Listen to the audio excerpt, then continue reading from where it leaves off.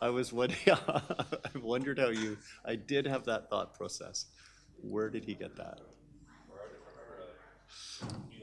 That makes perfect sense. I think we're down to 1 minute warning.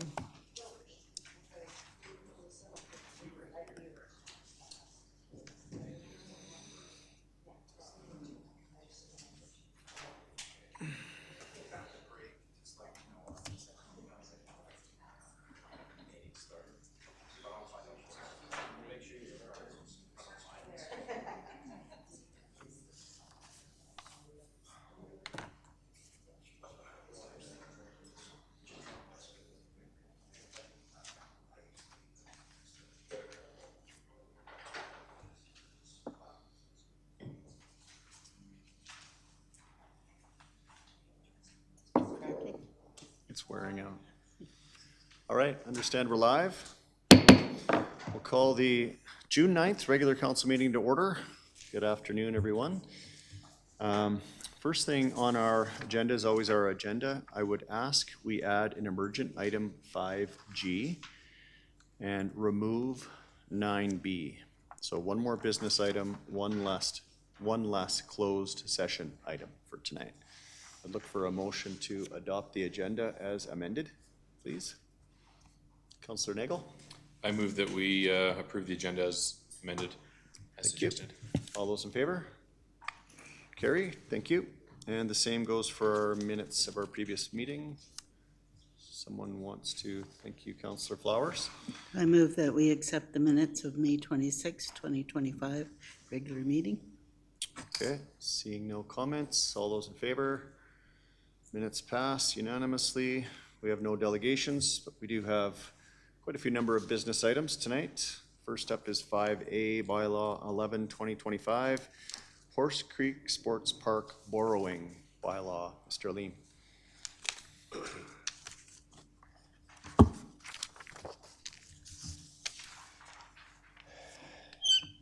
Good evening, Mayor and Council. My presentation is on the borrowing bylaw 11-2025 for the Horse Creek Sports Park, and administration is seeking second and third reading tonight. Bylaw 11-2025 did receive first reading on March 10th, 2025, and was advertised for 2 consecutive weeks in the Cochrane Eagle during the weeks of May 15th and May 22nd. It did not receive any petitions against the borrowing. Just a background summary. The Horse Creek Sports Park project is a collaborative between Rocky View Schools and the town. It is located immediately north of the community of Heritage Hills. Once completed, it will provide outdoor sport amenities, pathways, gathering spaces, and a future school site. The first phase of the project is to complete the detailed design, phasing, and utility servicing installation for the sports park. As for the financial information, this project is included in our 2025 capital budget, project cost of $11.4 million. It's funded by 2 sources. $10.8 million is from debt, and $600,000 will be from the Municipal Infrastructure Reserve. The term of the debt is going to be 20 years, and the interest rate as per the Government of Alberta as of today is quoted at 4.34%. That concludes my presentation, and there are 2 recommendations that Council give second reading to Bylaw 11-2025, and that Council give third reading to Bylaw 11-2025. Okay, thank you. Councillor McFadden, first out of the gate.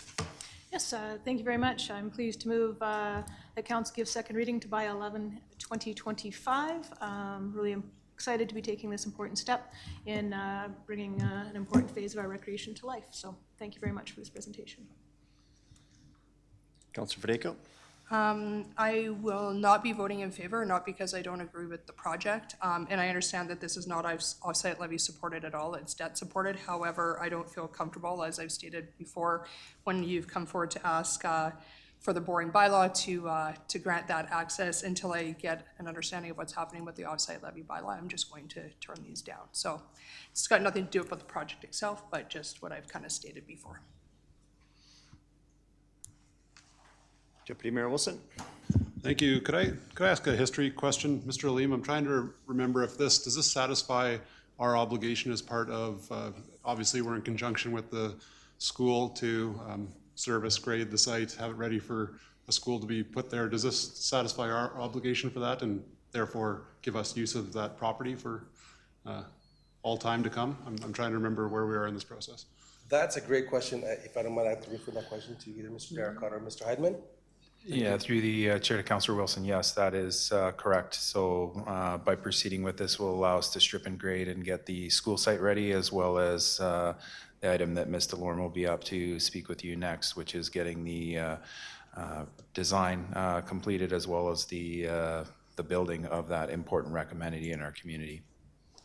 Thank you. And just a quick follow-up question on that. I hope I haven't missed it in the package here. Is the 11.4, can you give me a bit of a breakdown on what part is design and how much is the other two portions of the site servicing? And if I'm ahead of the next item, just tell me to wait for that. I can get that information. I just don't have it right now. I believe a small portion of that is the design. The majority of it is the construction project, Councillor Wilson. Okay. Yeah, if we could get the design number, that would help me. I'm in support of the motion before us. It's great to see this moving forward, and it'll be a big benefit to Cochrane, getting another school on board, obviously, and getting some recreation that everybody in town will utilize, hopefully. So thank you for the presentation. Councillor Nagel? Not so much criticism as just a question. I'm wondering how come we are talking about the budget, the borrowing before the design? Just because I actually have questions about the design before I vote in favor of the borrowing. I think the design and the borrowing are separate. I don't want to answer on behalf, but the design for the stripping and grading, I think, is what we were talking about in this budget item. The design is separate. This is all to do with utilities and then grading of the site. Correct me if I'm wrong, Yeah, Mr. that is correct. I misspoke. I just knew Ms. DeLorme was coming with the more details around the design, but this is focused, the boring is focused on the construction and getting this site ready for not only the school site, but the second component, which is our development. Separate. Okay, so with the approximately 11 million we're looking at borrowing, would we only get the site preparation work? We wouldn't get any of the phase 1 results with these funds? Through the chair to Councillor Nagel, that is correct. And since we're preparing a school site, what is the school kicking in for this? Councillor Nagel, if you recall, this was part of our previous agreement in terms of the land acquisition. So when we acquired these lands, we did have an agreement. They were the owners of this property. And for the purchase price, our agreement was that we would provide them a fully serviced site. Okay. So yeah, so if I may, so basically for the cost of servicing, we're acquiring the remaining site that we're able to locate our recreational amenities on. I wish I could get more clarity before voting on this, because it feels, I know we're obligated to give the school-ready site back to Rockview, as you just said, but it feels like a lot of money for no real tangible result on the Horse Creek Sports Park. I'd hope that as we move through this, we would be able to guarantee there's going to be some ball diamonds or fields or anything like that, but we're going to borrow nearly $11 million and not really have anything to show for it on the recreation side. Yeah, through the chair, if I may, to be clear, we will have the actual land. Otherwise, we would not have the land available to build those recreational amenities. So it's as tangible as it gets. It's literally the property that allows us to have the space to build those amenities. The physical construction of the amenities themselves will come in a later phase, but acquiring the land is obviously a critical first step. Okay, I'm going to let Councillor McFadden speak, because I know she's been leading the charge on this, and perhaps you have something to add. I saw you buzz in. Why don't we go over there then? Councillor McFadden. Thank you, Mr. Mayor. Sorry, I was just some clarity on that, because we've already purchased the site with separate funds. Right, so then your response was just a little bit unclear to me. So as I'm reading this, for the 11 million, what we're supposed to be getting out of this is the phase 1, is my understanding, which is going to be the detailed design, the phasing, and the utility servicing installation as part of this 11 million, that's correct? That is correct, Councillor McFadden. Okay, We so- have purchased the property, And that was separate from this 11 million. correct. If I may, separate, but the sales agreement required us to do this, so it is not separate from, it is a part of the cost of acquiring the property, so it's not separate. I just want to be clear about that. If we didn't service the site, then we wouldn't We wouldn't be buying it. be buying it. Exactly. Yeah. Sorry, and remind me how much the site cost us to purchase? I don't know, Mr. Hyman, if you remember that, it was 1.5 million? $1.5 million. 1.5? Yeah. That's okay. right. So we're looking at 13 million altogether to have the site, have the agreement with the school board, and to take this first step into servicing so that we can then move on to actual construction of playing fields. But at this point, all we're getting is essentially getting ready to start building, but no budget on building yet. Serviced land. Yeah, okay. All right, thank you very much. Back to you, Councillor Nagel. Thank you. And so how much more is it gonna cost after to complete phase one, approximately? After we're done servicing the site? I think Ms. Delorme, in the next item, will be able to outline some of those costs. But as Mr. Derricott said, there are going to be additional costs. This is the foundational work that will get you the school site and provide us the framework to put the ball fields and future development on this site. It's 120 or 130 acres, so there's a lot of dirt to move. I don't know procedurally, Mr. Mayor, if there's some way we can get more of those details before voting on this. This is a very large sum of money to vote on when I feel like I don't understand the big picture of where we're going, and I feel like I need the details, because at one point, I felt that, well, at numerous points in the conversation over the years on this site, it felt like it was very large and very expensive, and I wasn't sure how we were gonna pay for it. And if we have a clear plan and roadmap, then I'm 100% in favor of voting in favor of second reading here. But at this point, I don't really understand what's next, when do the ball diamonds actually get built, how much is it gonna cost to get there? So I feel like I'm making a really big financial decision without enough information. If I can, Councillor Nagel, I think without this decision, the other one can't be made. We don't have, this is all about acquiring the land and running the utilities there as part of the agreement with the Rocky View School Division.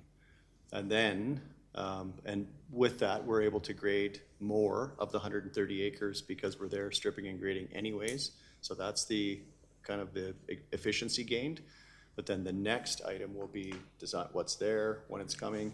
I think we've heard in previous council meetings, it's a year or two away, not 10 or 20 years. But those conversations can't happen if we don't facilitate the completion of our agreement with Rocky View School Division, which is this item.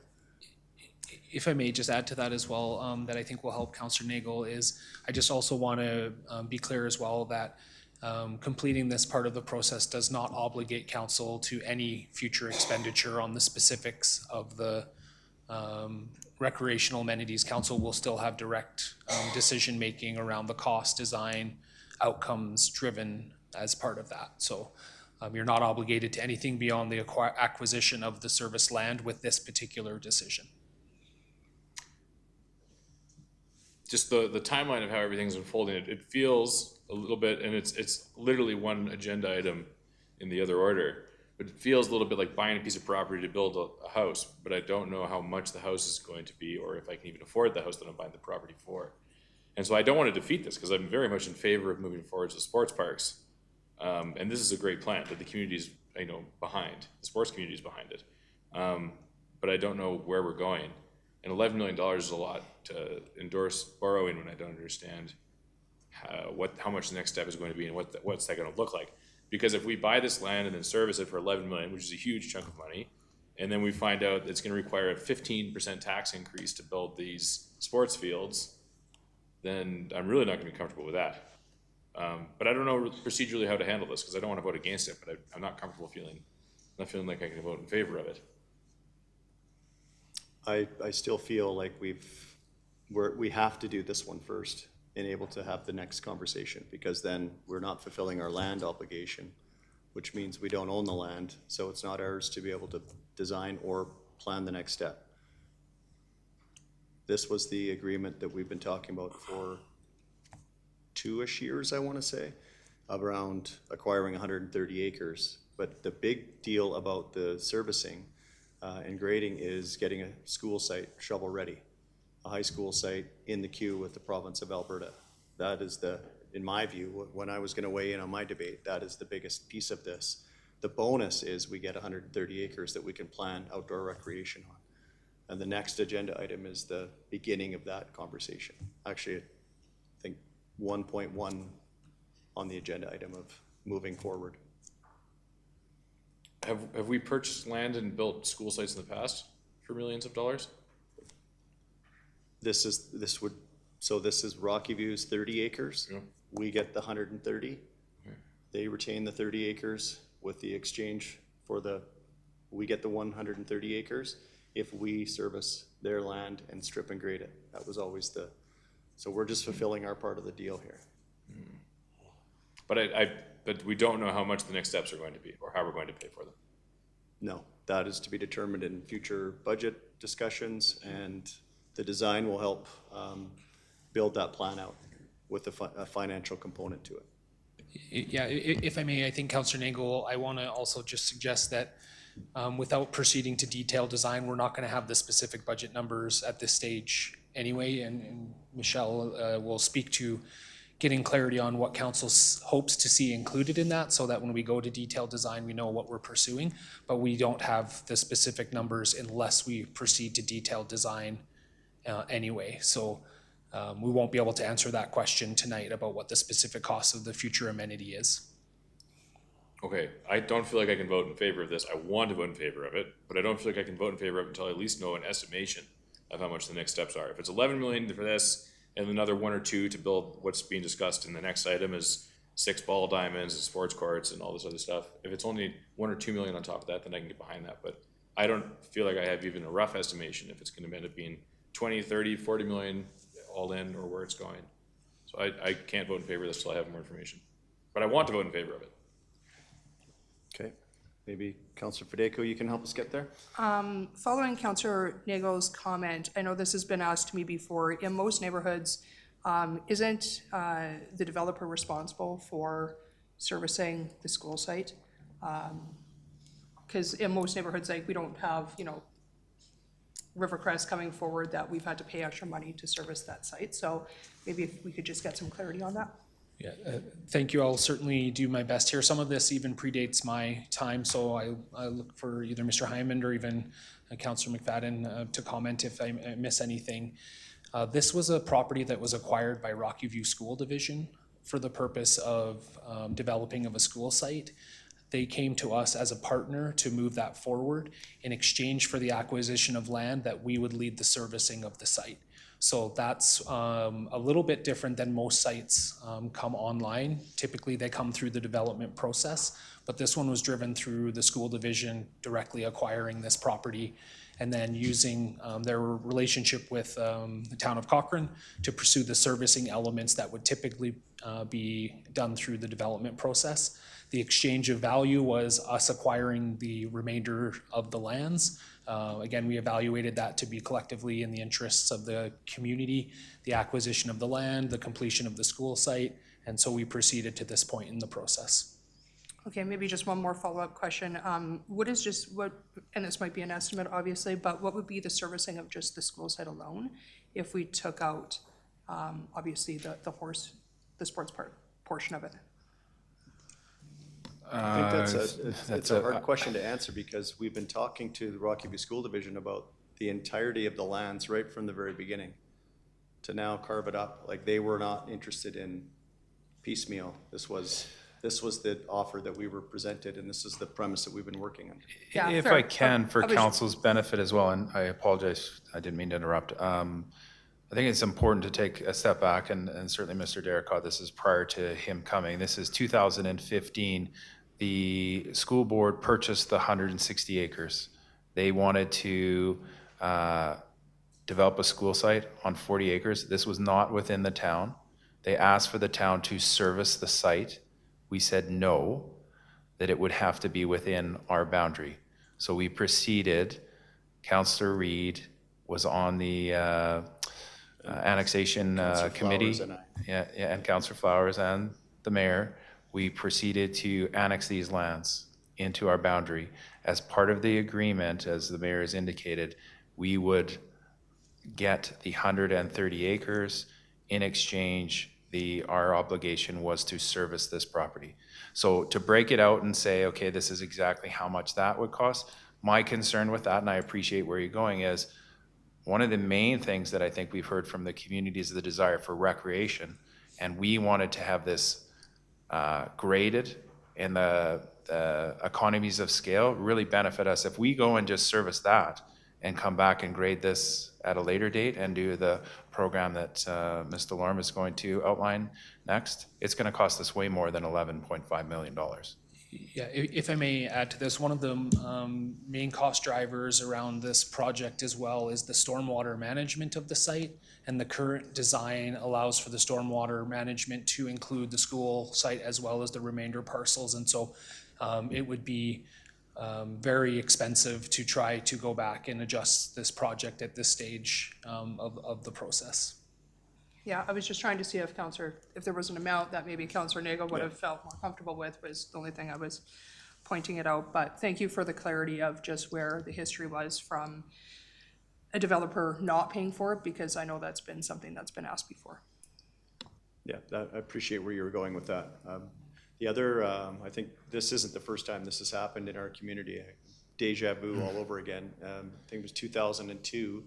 Rocky View School Division owned the Bow Valley High School site, which was then outside town boundaries, and there was no water and sewer.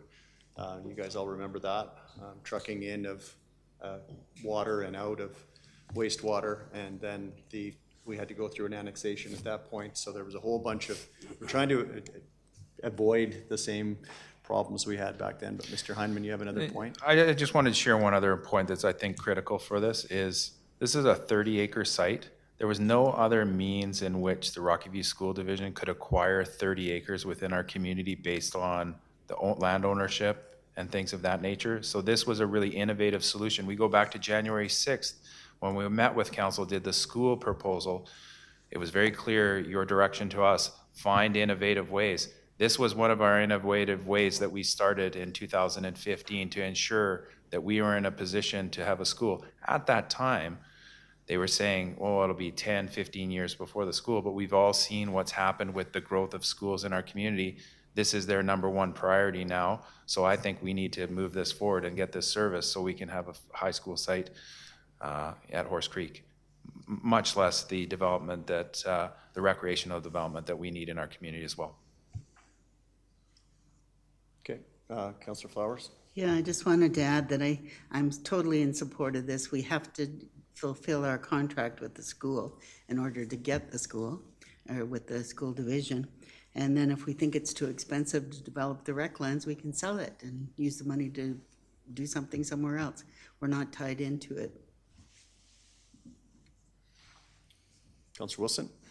I was just going to go into the finance subject. I appreciated the history lesson there, and some of it I needed as well. On the finance side of things, obviously when we're building new schools and a new rec site that is largely driven, almost exclusively driven through community growth, when we're paying this back because it's a borrowing bylaw, can we talk a little bit about the funding portion of it? Offsite levies were already brought up. That's an ever-evolving subject.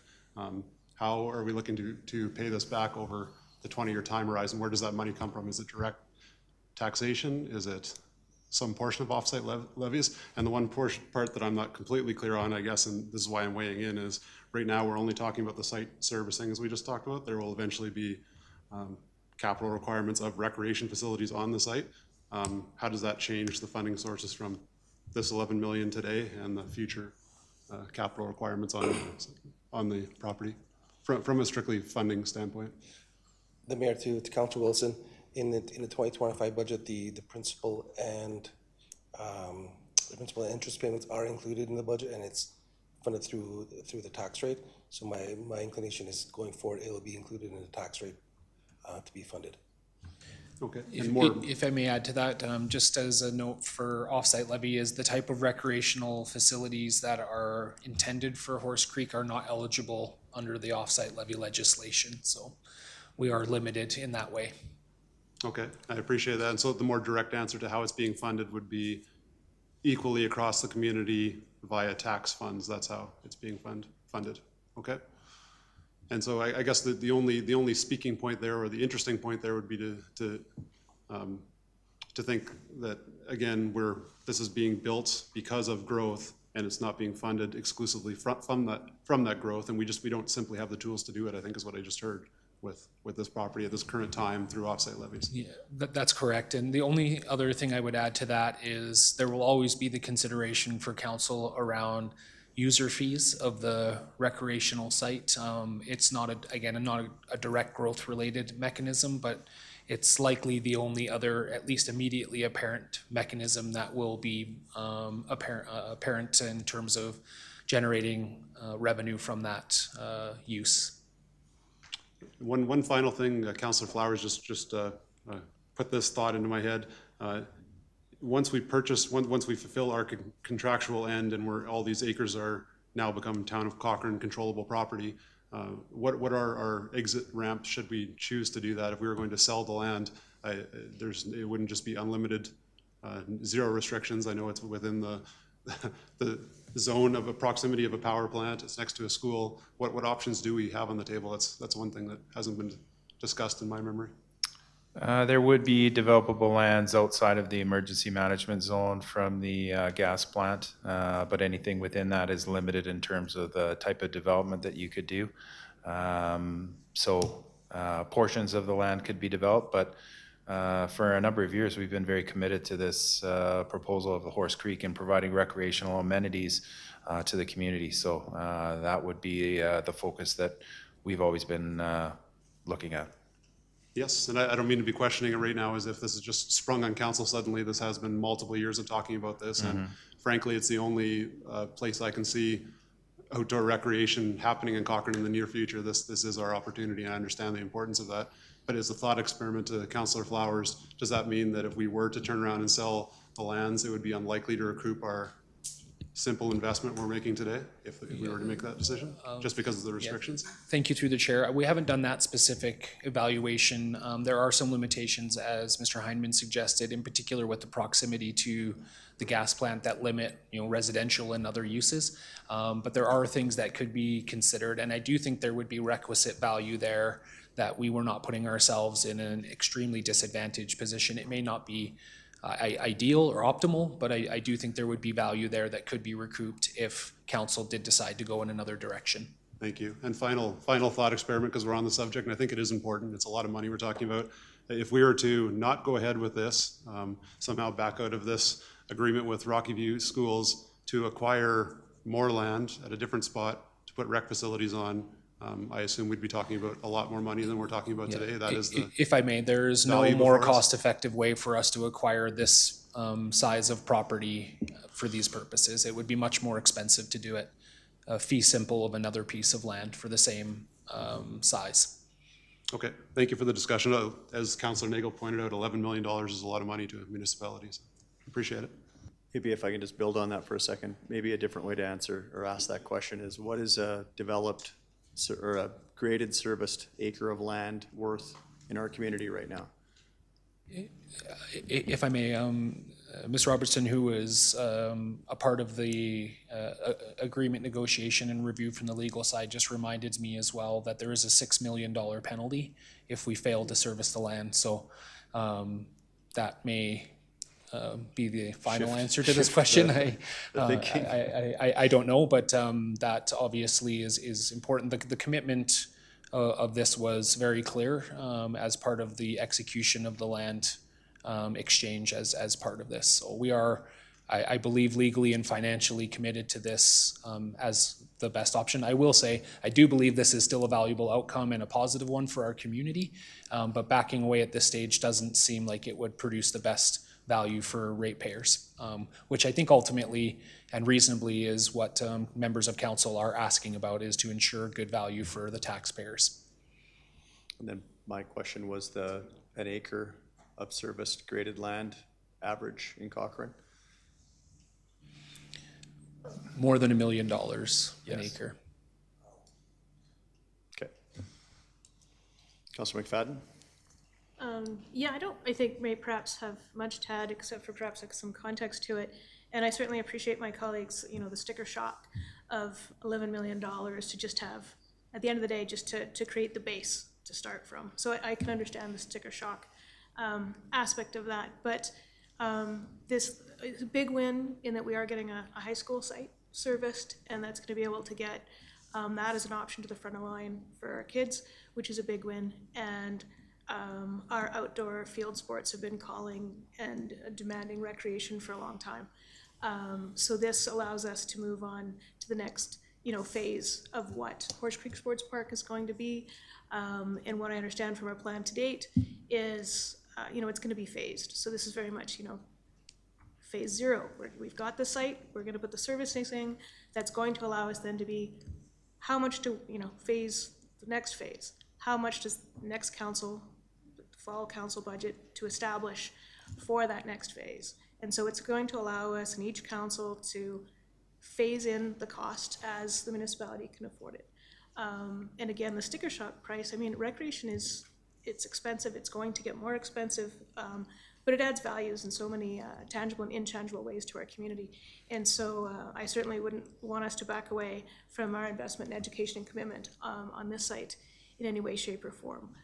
Part of the conversation which I'm enjoying tonight is how much for me, it centers the need to finish the Parks Rec Culture Master Plan and to start establishing what our needs are in the recreation and culture space so we can be deliberate in our financing and planning about those. So I appreciate my colleagues' concerns on the sticker shock of $11 million just to get the lights turned on. But it is going to have to be a very deliberate investment that we make over the years in our recreation. So I appreciate the conversation. This does have my support as is, though. It is a necessary step before we can get to the next phase. Councillor Nagel, final thoughts? Yeah, it's not that I have a sticker shock over the $11 million. It's that I just really felt that before we, you know, take the plunge and actually start spending this kind of money, we'd have a better sense of how much we're actually getting ourselves into. And the fact that we've been talking about this for 2.5 years keeps on coming up. But after 2.5 years, we still don't even have a ballpark estimation of what it is we're getting ourselves into. And it does still feel to me like this situation where we're buying a piece of property to build a home as a metaphor, but we don't even know how much the home's gonna cost or if we can afford it. And given the $6 million penalty that's been mentioned, I don't see how I could possibly vote against this because it seems like my hands are tied and I have to support it.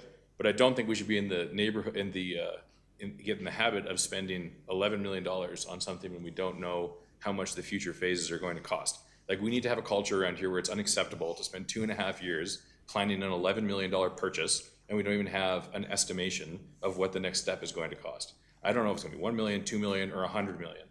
But because walking away is gonna cost us 6 million to save 11 million, obviously my hands are tied in this instance, but we need to start planning better when we talk about things for 2.5 years. The sheer fact that we've been talking about it for 2.5 years is not a persuasive argument to convince me to vote in favor of something, because I'm starting to see this recurring trend. It's like, oh, we've been talking about this for so long, so just vote in favor of it now. We've been talking about it for so long, and I still don't have the answers that I need. So I'm gonna vote in favor of it because of the $6 million penalty, and I wish we had more information about where we're going. Well, if I can sum up, respectfully, I disagree, Councillor Nagel. I think we have been talking about this, and we have been circling around a $50 million estimate for outdoor rec. That was full build out with multiple different iterations that we've seen over those years. Have we got a dialed in precise number yet? No, that's what's coming next. But I think we wanted to have the ability to have an opportunity to even do this. That's what this 11 million means for me. So I think the fact that we undertook an annexation, we went through that whole process, and that was a year or almost. We've been talking with the Rocky View School Division since 2015 about this. So I think we need to live up to our obligation and do what we said we were going to do, which was service the land. And then everything after this point, we can still decide on, and even to Susan's point, if we abort the decision to do outdoor rec, which I am not in support of, we still have an opportunity to have a service land of 130 acres to do something with. So I kind of see it a little bit differently. But we have been talking about large numbers, and we have been upfront with the fact that we haven't made those obligations yet. This doesn't fetter a council in the future, and we have a budget cycle every year to decide on what step to take next and how much it's going to cost and where the finances are coming from. So for that reason, I'm confident in this, for the same reasons that Councillor McFadden said. I mean, our school has been asking for a high school site. Rocky View School Division has showed us the numbers, and as soon as they open it, it'll be full. So we're doing our part here, and this is actually above and beyond what, to Councillor Fadeko's point, what the regular school attrition is on lands. So we're kind of going above and beyond what is necessary here, but we know this is important for our community, so we're taking this step.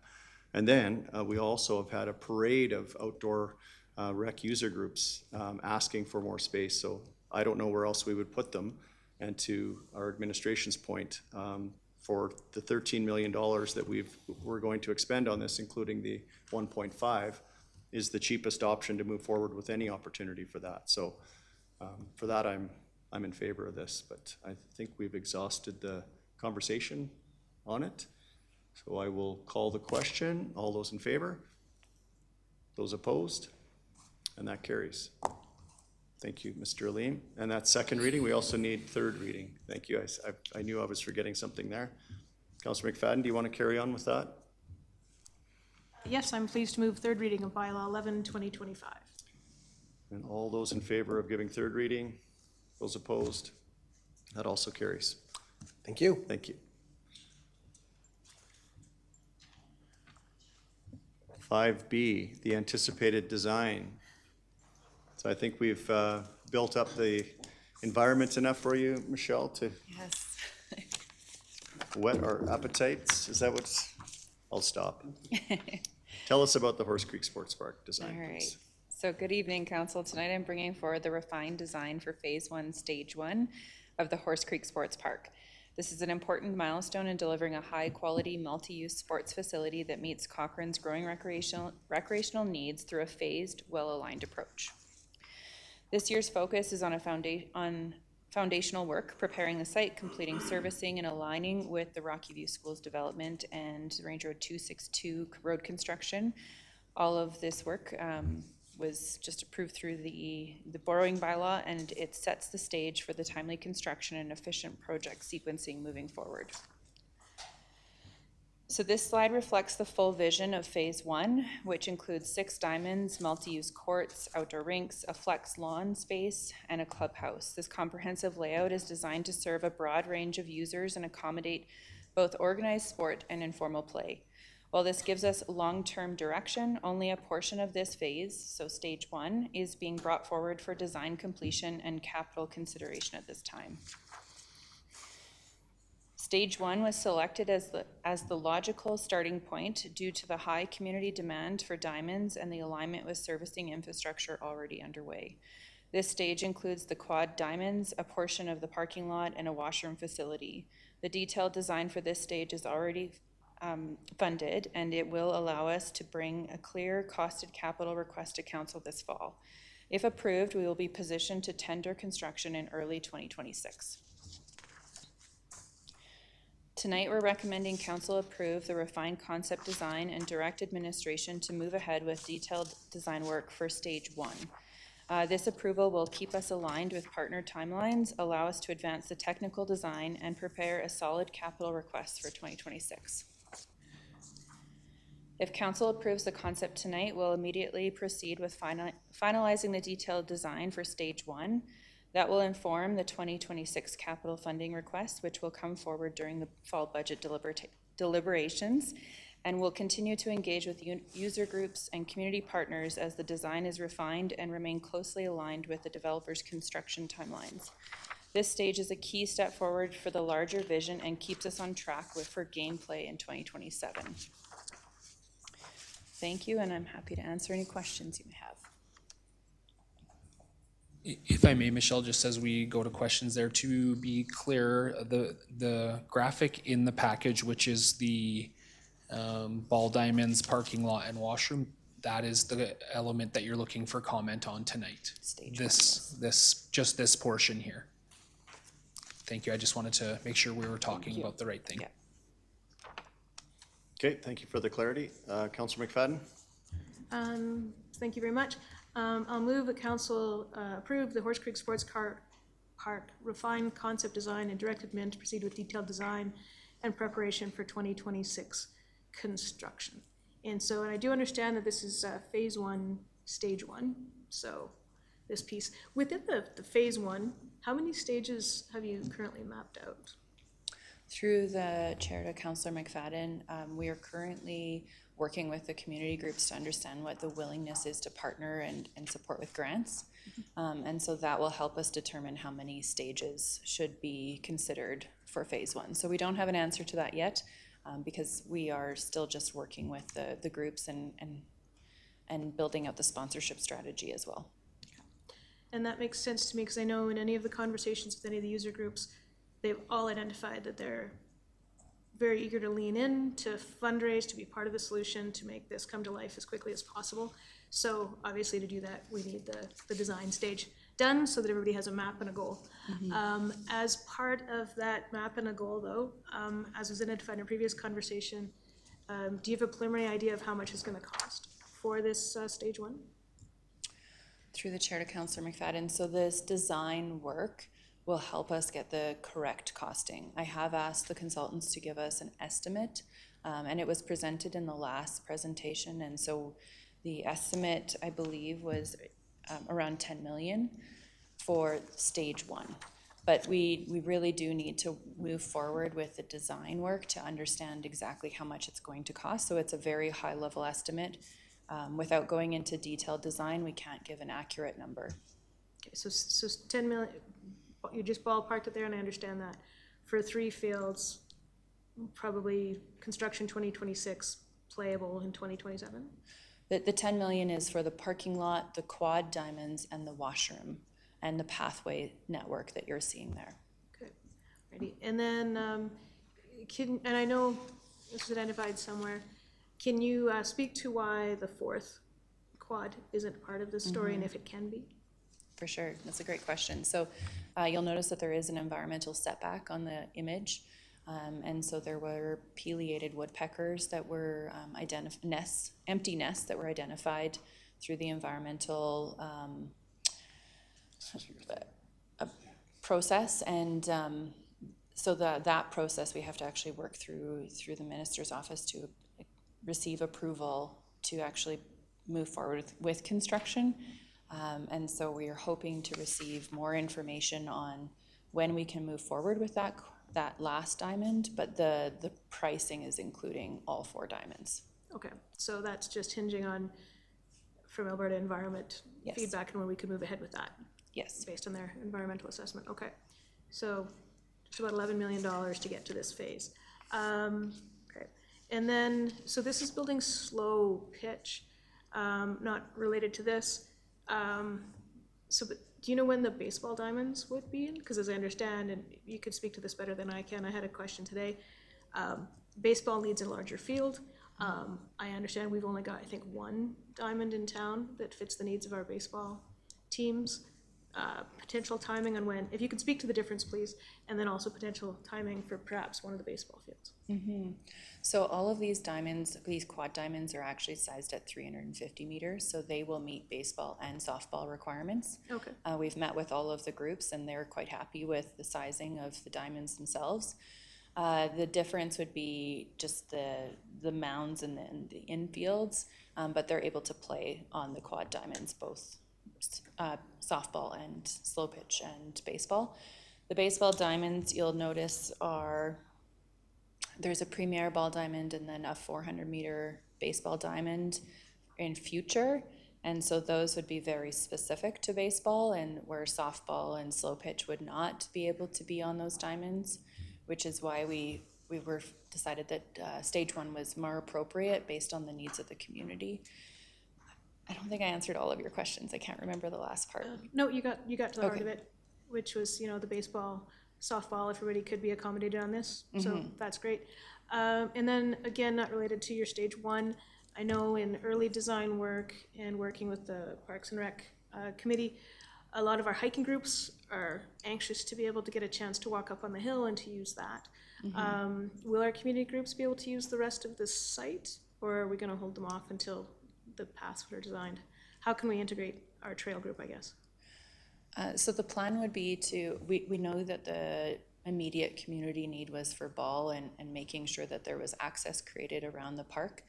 But as soon as the Parks and Rec master plan is completed, we'll be able to continue to build out the rest of the park. I know that, yes, there's hikers that are interested in that slope. We know that there's BMX teams that are interested in that slope. And so we don't want to identify specific activities until that master plan is completed and we can actually identify what type of infrastructure should go there. Okay, all right, thank you very much. Councillor Wilson? Thank you. Okay, my first question was the fourth diamond exclusion. I just heard pelea-rated woodpeckers are stopping it for a season. Is that okay? But it's not changing the cost. It's just the fourth diamond won't be there until at least one season, maybe two, depending on the minister's office. Is that what I just heard? Through the chair to Councillor Wilson. So from my understanding, it could be up to 3 years, but we have to do an annual check-in every year with the minister's office. Okay, obviously our hands are tied there. That's not something within our control. That is a Alberta environment issue. Okay. I have a few different questions on the site. It's all kind of the site design obviously is fairly new to me. It came to my thought that RBC school, the giant high school that's going to be there, will they be building their own sports infrastructure, or they're just simply using ours here, and are they helping with any funding for that? How? I forget that conversation now.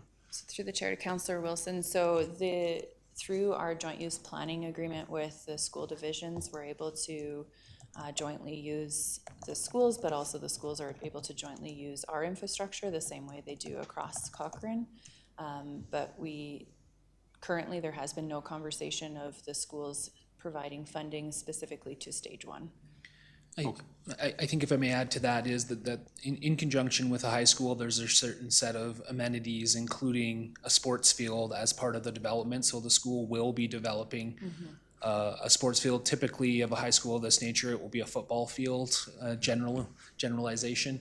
But other things can be accommodated on that field, rugby, soccer, et cetera, which I think would be applicable to Michelle's answer there. So to get to the direct part of your question is the school will also be developing recreational amenities in conjunction with their site, not reliant completely on the work of the town. Thank you. That was my question. You can't, the screen cuts off there and you can't see the school site, but they'll be supplying at least their own athletic field, which Cochrane residents would be able to use, just like they're using our rec facilities right there. Thank you. Appreciate that.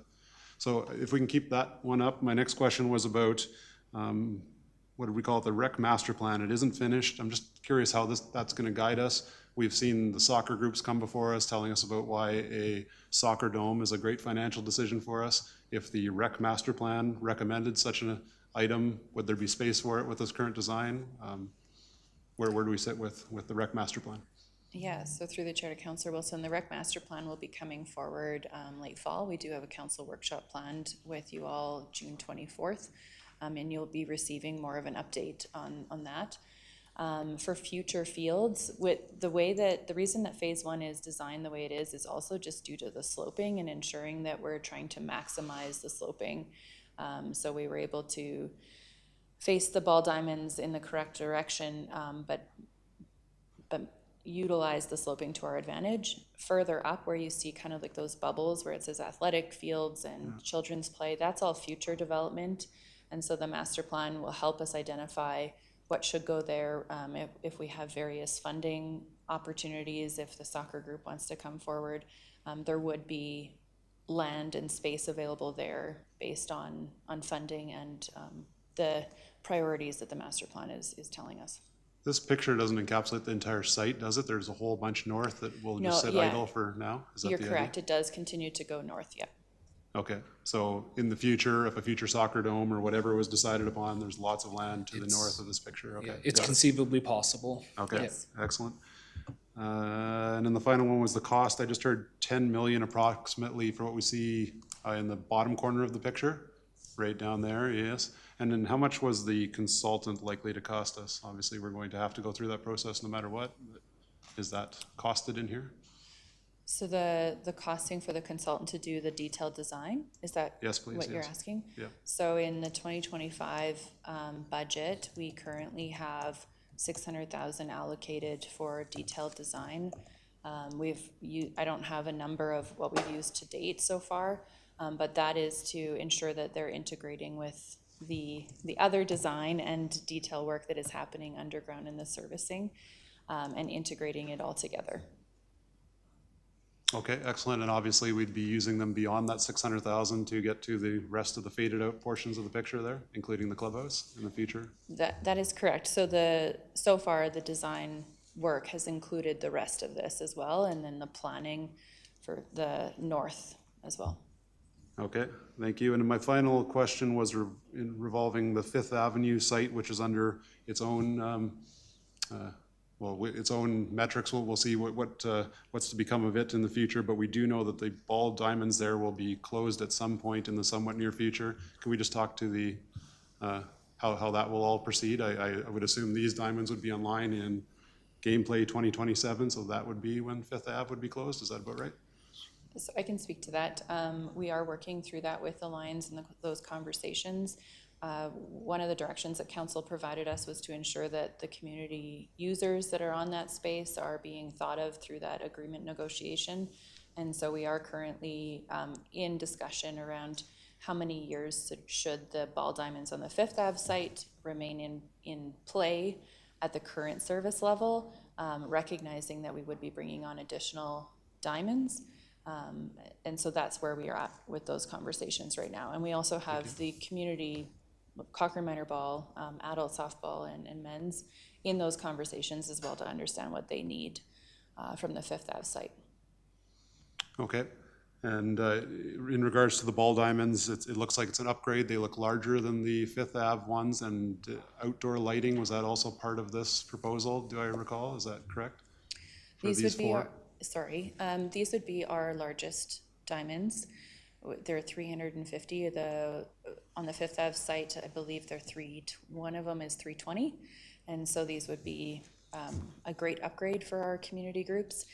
Part of that detailed design work would be understanding if we need lighting and working with the community groups, and then making sure that we're building that into the planning work and then costing it as well. I'll throw one more financial curveball question at you and then give up the microphone on operationally ball diamonds. Are they cost neutral? I don't know, on something like that that's an outdoor rec like that. I have no idea what the answer to that would be. So for these types of ball diamonds, what we're planning for is there's various levels of play. And so if you can kind of imagine, like the premier diamond would be kind of your level A, which is your very premier experience. And then as you work down the alphabet, and so we're planning for a level C, which would mean that there'd be irrigation on the fields, and we would be able to charge accordingly based on the level of play. And so we are, part of all of this work is actually looking at all of our diamonds and what we're costing out and renting them out. And so that's something that's coming forward in the budget as well for this fall. Okay, this council's general feel has often been with things, maybe not always with rec, is user pay on a lot of things, and it sounds like we may be achieving approximate break even, at least operationally. Obviously capital is what we're here today talking about, but operationally down the road it'll be approximately neutral. Unfortunately, I don't have the exact numbers, but it's something that we're looking at for sure, understanding that we do need to make sure that we're looking at the overall costing of our operations on these spaces. Okay, thank you, appreciate it. Councillor Federico? Just a quick question. I realize that this will be determined by budget and budget ask, but how many washrooms are being planned or kind of in the design as of right now, or that are being anticipated? Through the chair to Councillor Federico. So with stage 1, we are looking at one washroom facility that our design and our community engagement will tell us how many stalls exactly should that look like. But you'll see it up in the top corner where the washroom facility would go. So that's some of the work that we need to do after this design is approved. Okay, perfect. Thank you. Councillor Nagel? My first question is about wind cover. Are we going to go above and beyond with trees to try and build an environment that's not going to be too windy up on the hill? Through the chair to Councillor Nagel. So there are trees around the quad diamonds. Again, through the detailed design process would be understanding how large are those trees initially, or are they smaller trees and then we're planning for them to grow? So that's all part of the process and the work that we're going to be doing. Okay, thanks. Yeah, from my perspective, this looks good. I hope, and I'm hearing you say that the design will start to fill in all these blanks, netting, lighting, washroom use, number of stalls for parking, that type of thing. So I'm happy to hear all of that. As we zoom out, and this was a comment I think I made my mayor's report a couple of weeks ago, but I think it would be helpful if this is for future state, that once we start to get things kind of dialed in on the site, that when we communicate about this, that we kind of say what phase it's at. Yeah. So it's a simple thing, but I think communications could help us with a bubble around if the quad diamonds were to be approved in the budget.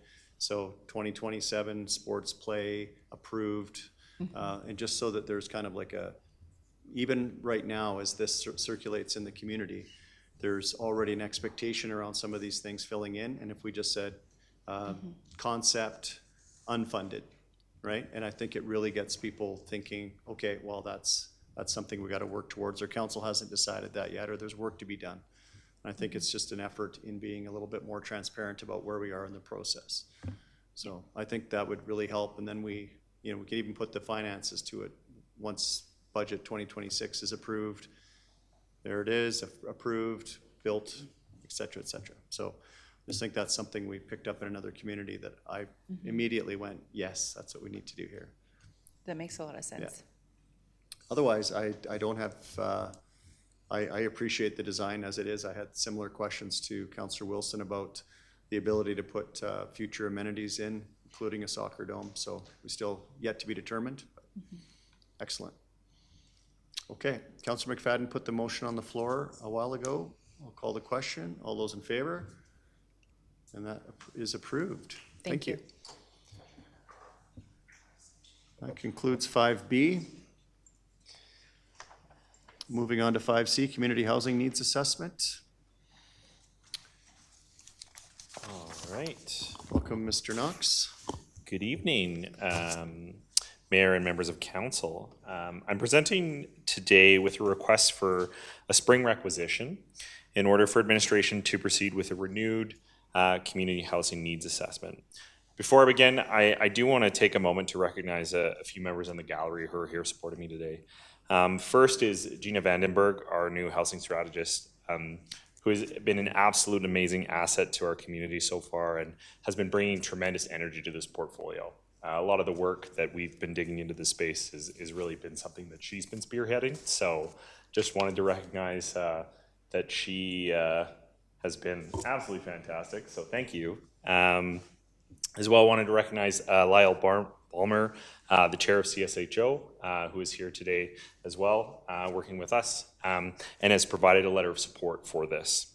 I'd also like to thank Chris Rowe, the CEO of Rocky View Foundation, and Wanda McGinnis from the ED of Big Hill Haven for their support on this initiative as well. They've each graciously provided a letter of support that you'll see in part of the package. So, a bit of a purpose background as to why I'm here today for this spring requisition.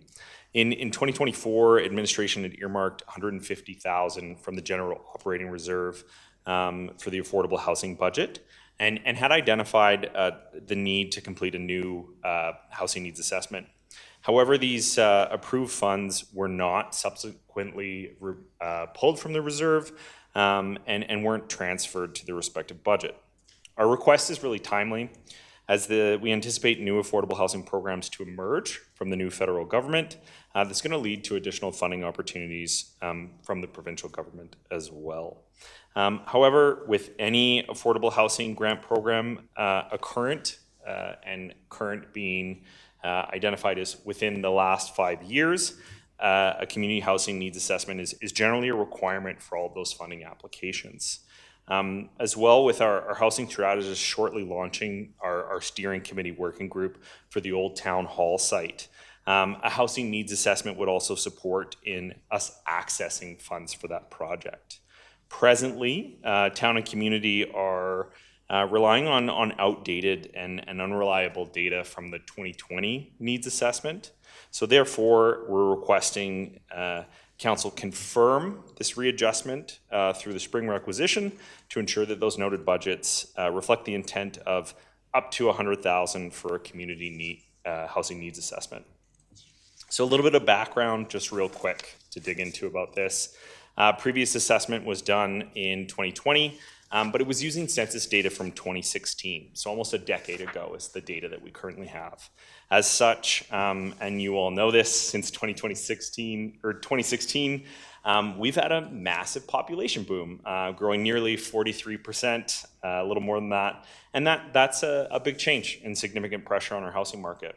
So increased demand, supply shortage, housing prices in Cochrane have really inflated on all housing across the housing continuum, whether it's rental housing or to home ownership, whether it's a single or multifamily unit.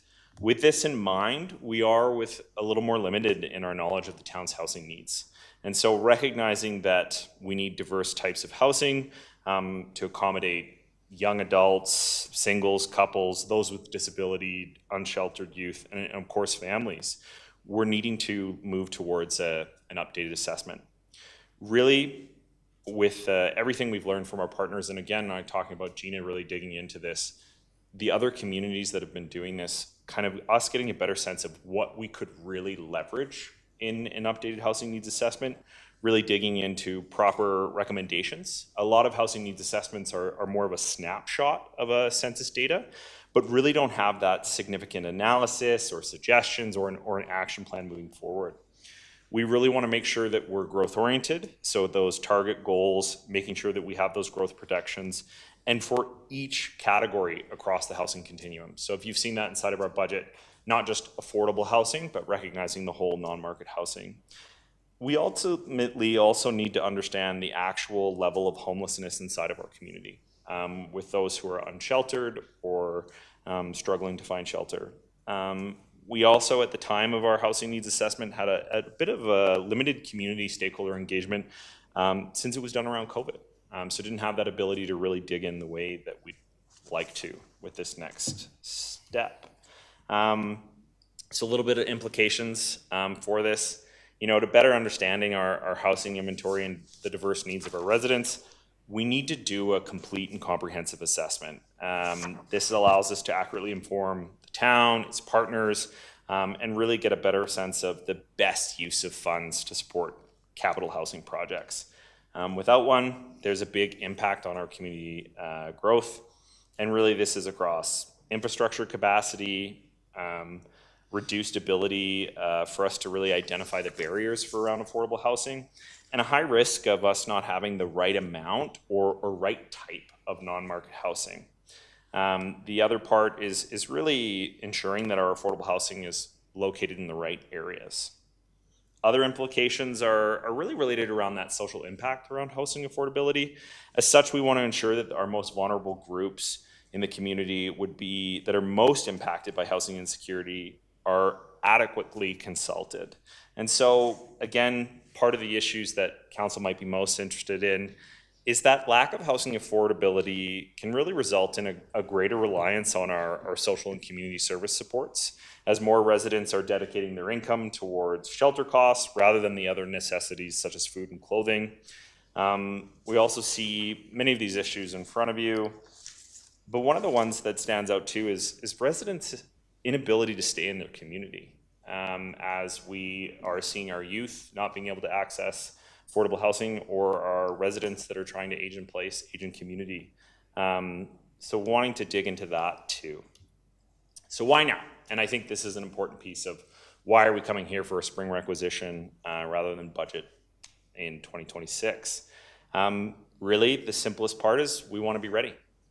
As noted earlier, recognizing that affordable housing amid this housing crisis is a key priority for both levels of government.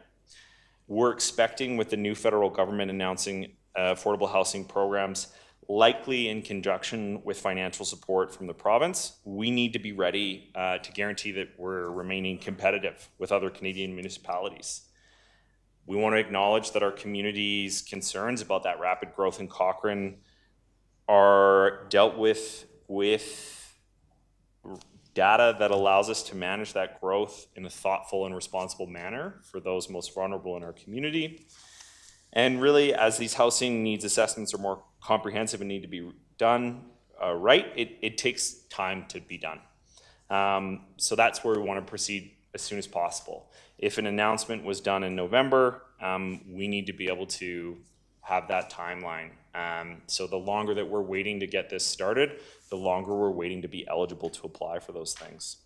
Really, this data is really there to assist in expediting any work that the town's forthcoming housing action and implementation plan would have, as these data and recommendations are really required to inform these strategies. So the recommendation up there for you, I'm open to any questions that you have. I see a few there and happy to dig in. Well, thank you for the presentation. Councillor Flowers, why don't you lead us off? Okay, I'm really excited that you're bringing this forward now. So I wanted to make the recommended action that council approve a budget amount adjustment of up to $100,000 from the general operating reserve to the 2025 affordable housing budget for the completion of a new community housing needs assessment. So I'm really happy to see this, like you say, to be ready when the grants come, because we've missed a few. The one that we did in 2020, I know, like you say, it was during COVID and we couldn't bring people together and it wasn't as extensive as it could have been. Back in, I think it was 2009, I guess, 2009, we did a needs assessment and we had a really strong implementation plan to go with it, and we could tick things off as we got them done. So I'm really hoping that you're going to put lots of effort into that piece and make sure it doesn't sit on the shelf, that we can get on with it. Yes. Is that the plan? That is the plan, correct. Or Awesome. through the chair to Councillor Flowers, that is our plan. And part of the reason that we're looking for the amount we're looking for. That's good to hear. And I hope we can find a consultant to work with that really is expert in this area, not too connected to the municipalities, so that they really look at the bigger picture and bring in new innovative ideas. So then we will be ready for the grants when it's time to go. You mentioned about the committee that you're planning to start up. Do you know when that's going to happen?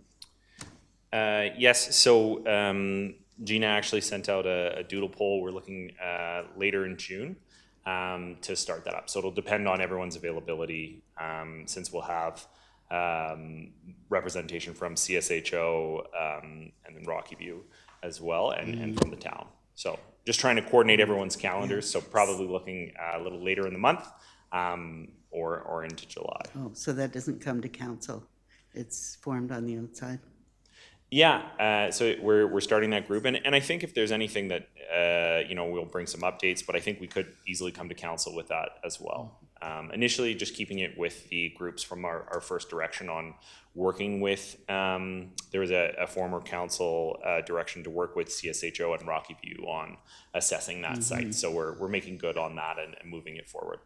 Excellent, good work, and I look forward to seeing what comes of it. Thank you. Councillor Fedayko? Thanks. Like Councillor Flowers stated, what would the checks and balances be when the housing needs assessment is completed, that we make sure that we're actually implementing the points of the needs assessment? I believe that there are many assessments sometimes done that I'm worried that it becomes just another booklet sitting on a shelf. How are we going to guarantee that things are actually being taken from there that are moving on to those next steps? Will it come back to council to be constantly updated on where we're going with it? Because last thing we want to do is spend money on stuff that just doesn't ever seem to go anywhere. Thank you. So through the chair to Councillor Fedayko, I 100% agree, and this is something that we've done quite a bit already, looking into the other communities across the province on what they've done, and actually having Gina come and do interviews with them of like, what did you put in your RFP? What did you wish you had seen? What did you wish you had done?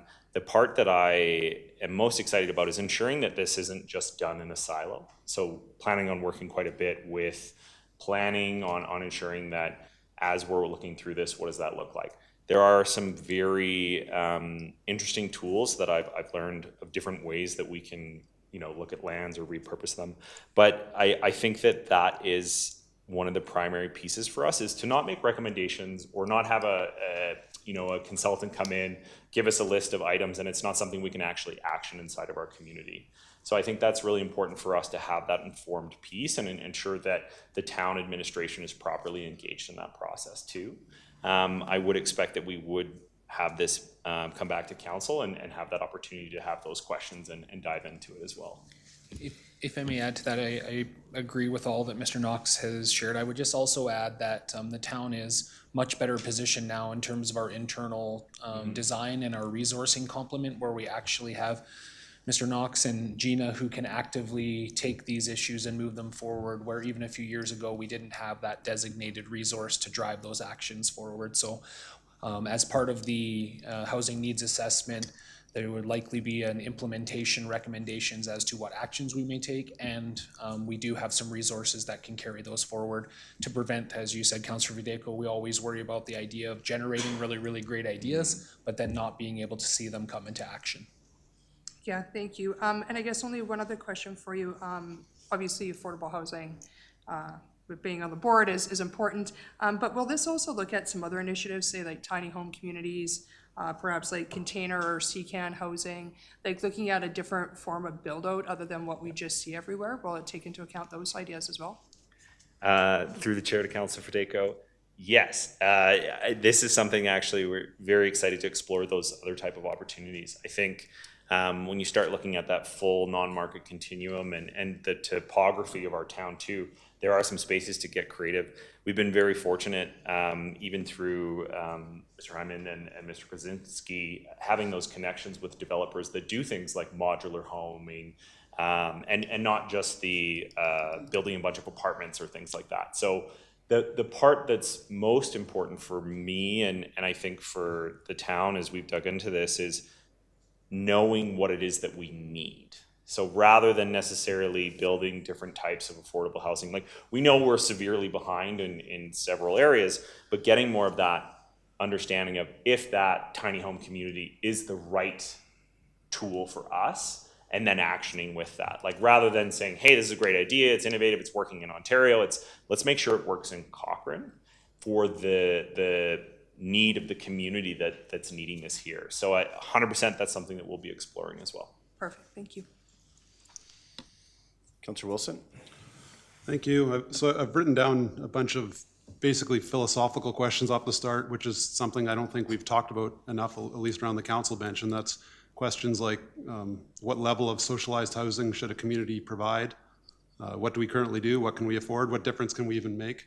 Questions like that I would suppose, Matt, you're going to tell me that this would be the first step in answering those questions, the needs assessment, but it still leaves, I suppose it doesn't answer the philosophical question of what should the town of Cochrane be involved with. It'll just simply give us a better idea of the needs we're facing in the community. Does that sound right?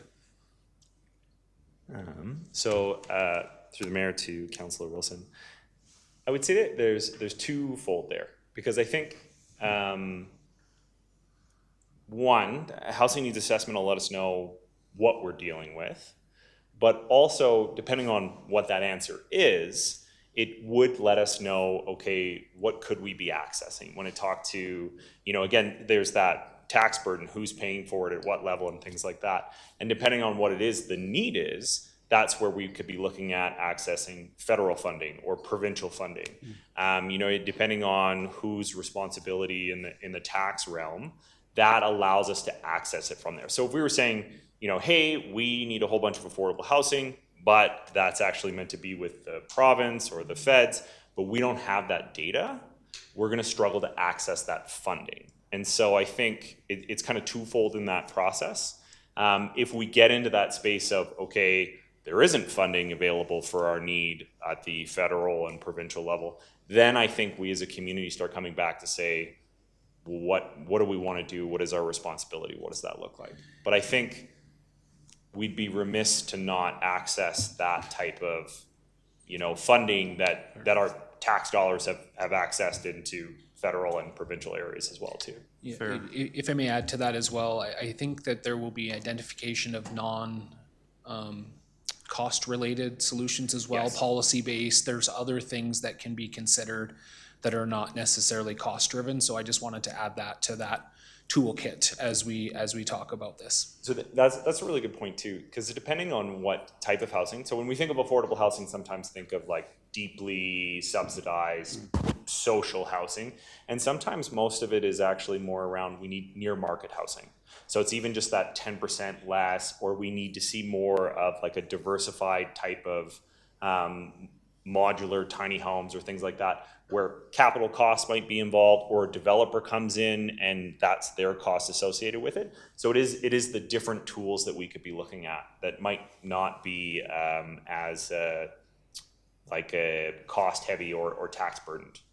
So if you're somebody with my mindset, which I think I represent probably roughly half the population, and that's that I think that market solutions are the only way to deal with this problem, at least municipally. It's certainly too big for us as a municipality to fund these things. Provincially, federally, there can be help there too, but I think the only way to tackle this kind of a problem is through market solutions like you're talking about.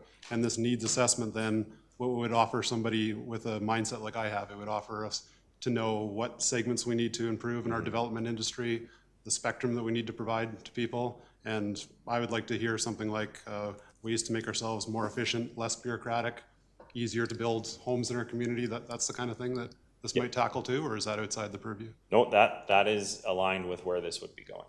Excellent. One tough question for you. It was $100,000 for the last assessment in 2020. What was the ROI on that last assessment? Did we get grants from it? What was achieved after our 2020 study? So, just give me a second. While Mr. Knox is looking that up, and I think we can all appreciate that Mr. Knox was not around for a part of that. I believe that there were a number of grants that were applied for as part of this process that supported some of the housing initiatives. I think the best thing I would say is if you'll allow us to go back and just review what those grants were, rather than try and kind of speak off the top of our head and misspeak. But I totally appreciate and understand the question and would be happy to provide that information. Okay, perfect. I'm not asking anything controversial here I imagine I'm going to support this needs assessment. It seems like there would be a return on investment just simply from what you just told me right now, grants and telling us what we need to do on our end to give market solutions to this, and knowing the need. That seems useful to me. What I'm worried about is the costs that come after this 100,000. Yes. Because that's when the real money starts to flow, and that's where I get worried. And Yep. so I suppose maybe I'm just priming the pump for council to, talk about that subject later about what should a municipality do for affordable housing? What is within our spectrum? What can we afford? Which is, in my opinion, I think very little. I'm worried about us being able to pay for our own liabilities, never mind subsidizing current members of our town, certainly, but as soon as you get into that game, all of a sudden, how many more people move to town to take part in those subsidies, and you can just see why I all of a sudden start to think provincial funds, federal funds need to tackle this. This is not a community issue, this is a huge national issue, really. So Yes, I guess I'm priming the pump for a later conversation, perhaps, Matt. Yeah, no, and I completely understand. And I think, if you start looking at the grants that we're looking at that provincial and federal level, generally a housing needs assessment is a requirement to even access them. Yeah. So being able to demonstrate that, no, this should be a federal or provincial responsibility, we would need to be able to demonstrate in that process. I think the part for us too is wanting to ensure that this needs assessment is set up quite well in a way, and why we're looking at that around the $100,000 mark too, is that we'll be able to update it in the future based off of our census data and things like that. I think the massive difference of us seeing between the 2016 census and where we are now is part of that, the need for us to really dig into this in a new purpose. This is something that me and Gina and some of our community partners have talked about quite extensively, is like, how do we build something or build this into our RFP to say, a future housing needs assessment might not cost as much because we built a good foundation around what that looks like, and we're not kind of building from the ground up, missing those key parts that we might have seen in a previous iteration.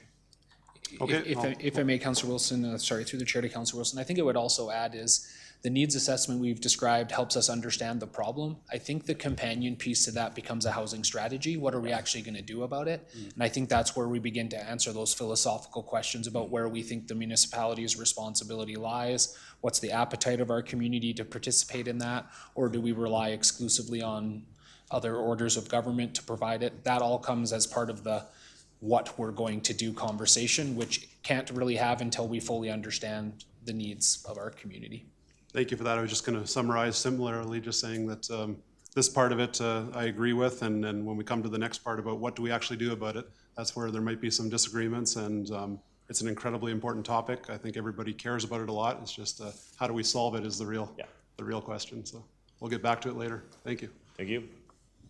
I think before we get to you, Councillor Flowers, if I may, I'll allow you to close. I think the only thing I would add on, I'm 100% in support of moving forward with this, is the one thing that we haven't discussed yet was, and maybe touched on it, but this will allow us to identify gaps that are existing in our community, and then when we make land use decisions, we can steer those towards those gaps, and that we can fill that without having to do anything.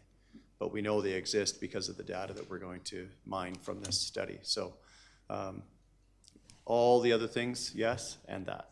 Yes. Councillor Flowers, bring us home.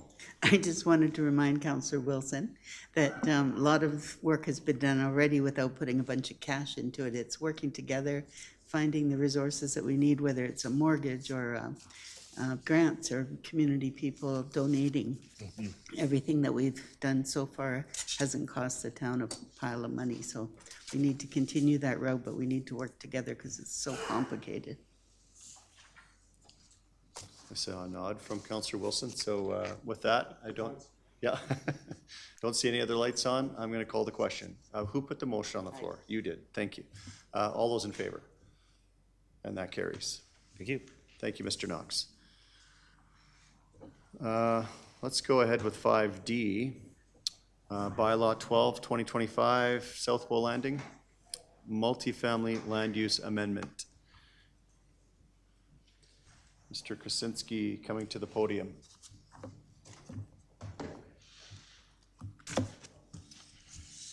Okay. Good evening, Mayor and members of Council. We're going to jump into the first item here, Bylaw 12, 2025, Southbow Landing land use. But we wanted to do a little bit of a stage setting ahead of time, so we have a couple intro slides to begin.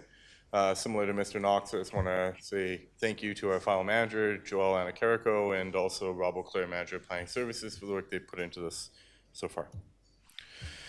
What you see here is just a zoom out of the community looking at South Cochrane, just identifying the two applications you're about to hear back to back, land use amendments in Southbow Landing, as well as land use amendments in the Willows.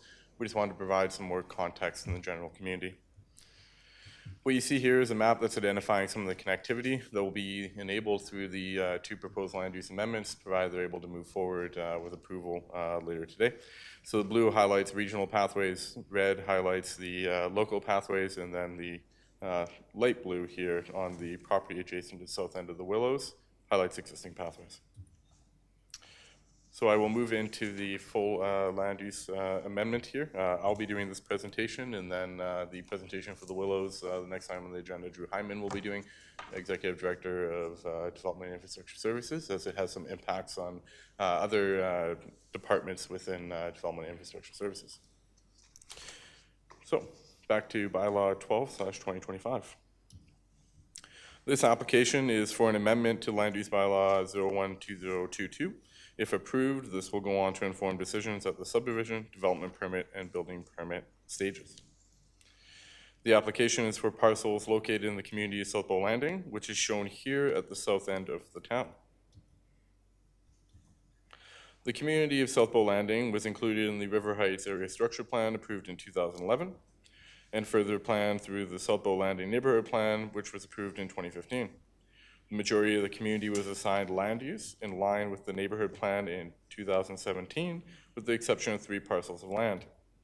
Qualico Communities acquired the lands in 2022 and is now pursuing land use in line with the approved neighborhood plan as a next step before future development continues.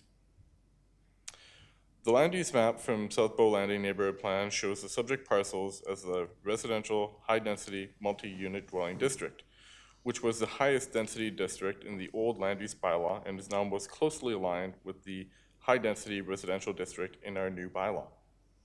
These areas are always intended to be multi-unit dwellings and were planned to do so because of their proximity to the planned commercial area in the village center, a planned school site, and a future planned transit hub. These parcels were intended to contribute to the mix of housing alternatives within the community and were purposely located within walking distance of services and amenities. These lands are currently zoned urban holdings, as shown in blue on this land, on this map, which is the holdings district for land intended for future development, and means the parcels cannot be further developed until land use is amended. An application for these parcels has been seen by council before. The previous application was originally seen by council in October 2023 and was amended 2 different times in response to administration, council, and public feedback. That application was heard at a public hearing held over 2 nights in January and February 2024 and was ultimately refused by council on May 13th, 2024. Our land use bylaw requires that an application for a bylaw amendment cannot be resubmitted for 6 months after the date of refusal. So in the interim, the applicant conducted more public outreach through the fall of 2024 before resubmitting in November 2024 when the 6 months had passed. The application went forward for information to the Committee of the Whole on April 22nd and for first reading on April 28th, before receiving public hearing on May 12th, where council heard presentations for the applicant and from the public. The original application submitted by the applicant was proposing that the subject sites be changed from high-density residential in alignment with the approved neighborhood plan, which showed high-density zoning on the sites. After receiving feedback from administration and council, the applicant amended the center parcel to medium density rather than high. This feedback was in response also to public hearing information that we received through the public. And then after hearing feedback at the public hearing, made further changes so that all 3 parcels were within direct control districts that limited building height according to the distance from homes in the Willows.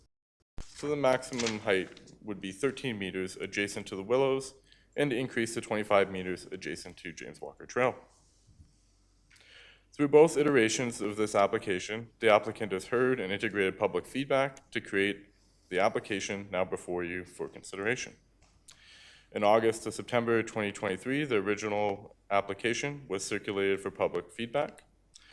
There was a public open house held by the applicant in November 2023 to gather resident feedback. The original application was adjusted in December 2023 in response to feedback and then recirculated to gather further input on the changes. As mentioned, there was public hearings held over 2 nights in January and February of 2024 before the original application was ultimately refused. Following the refusal, the applicant held a series of engagement opportunities in the fall of 2024 to prepare for resubmission. These activities include launching a project website, leaving placards and door knocking in the community to make residents aware of the engagement, 2 in-person coffee chats and site tours on the parcels, and an online open house. A full What We Heard report was included in by the applicant in the package and the report provided to council for consideration tonight. The current application went forward for a public hearing on May 12th, 2025, where residents had another opportunity to voice opinion on the new application. Feedback received through the previous application process and through the additional outreach conducted by the applicant after the refusal of the previous application fell mainly into the following themes. There were concerns over the residential interface and the transition of development from the Willows to the new housing to the south. A desire for more pedestrian connection between neighborhoods. Concern over building height between neighborhoods. Concern over the difference in grade between the communities. Concerns over privacy. And transportation connections and how new development would impact existing roadways. This application responds to the feedback received through both application processes. The residential interface has been enhanced by adding a 6-meter greenway to provide physical buffering and lowering the zoning to medium density, which includes housing typologies that more closely aligned with the existing development and land use to the north.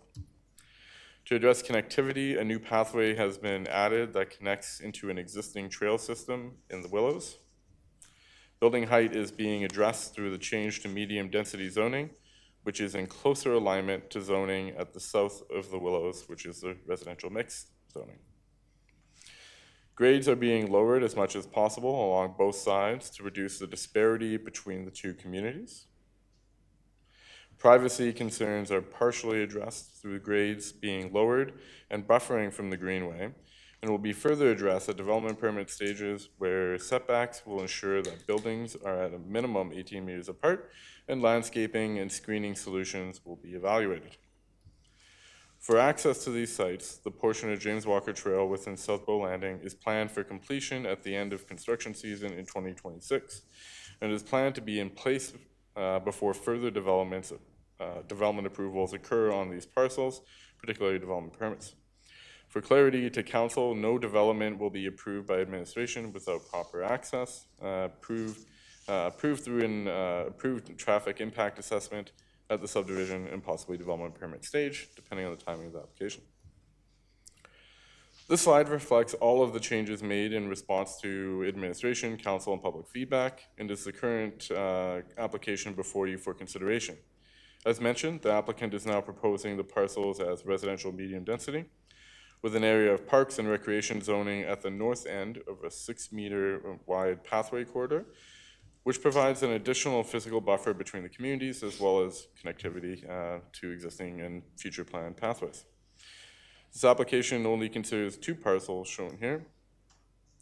And the third parcel, which was referred to as parcel C previously, further to the east, will continue to be zoned urban holdings until it comes forward to council for a land use amendment that will conform with the Southbow Landing Neighborhood Plan.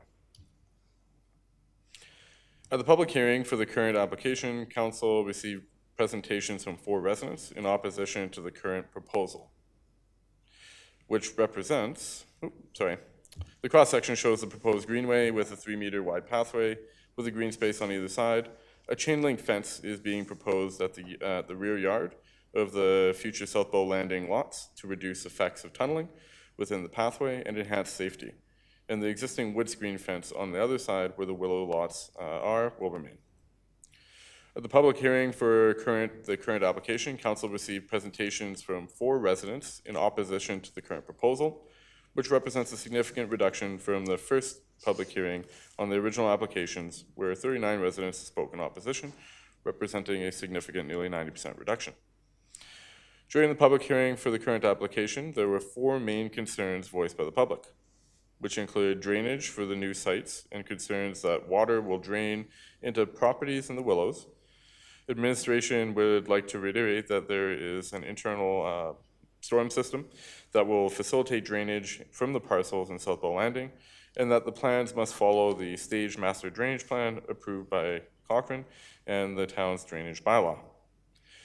There was also concern over the number of access points into Southbow from the proposed pathway, and as stated by the applicant, that is more appropriately addressed at the development permit stage when we have additional information and clarity on the future development.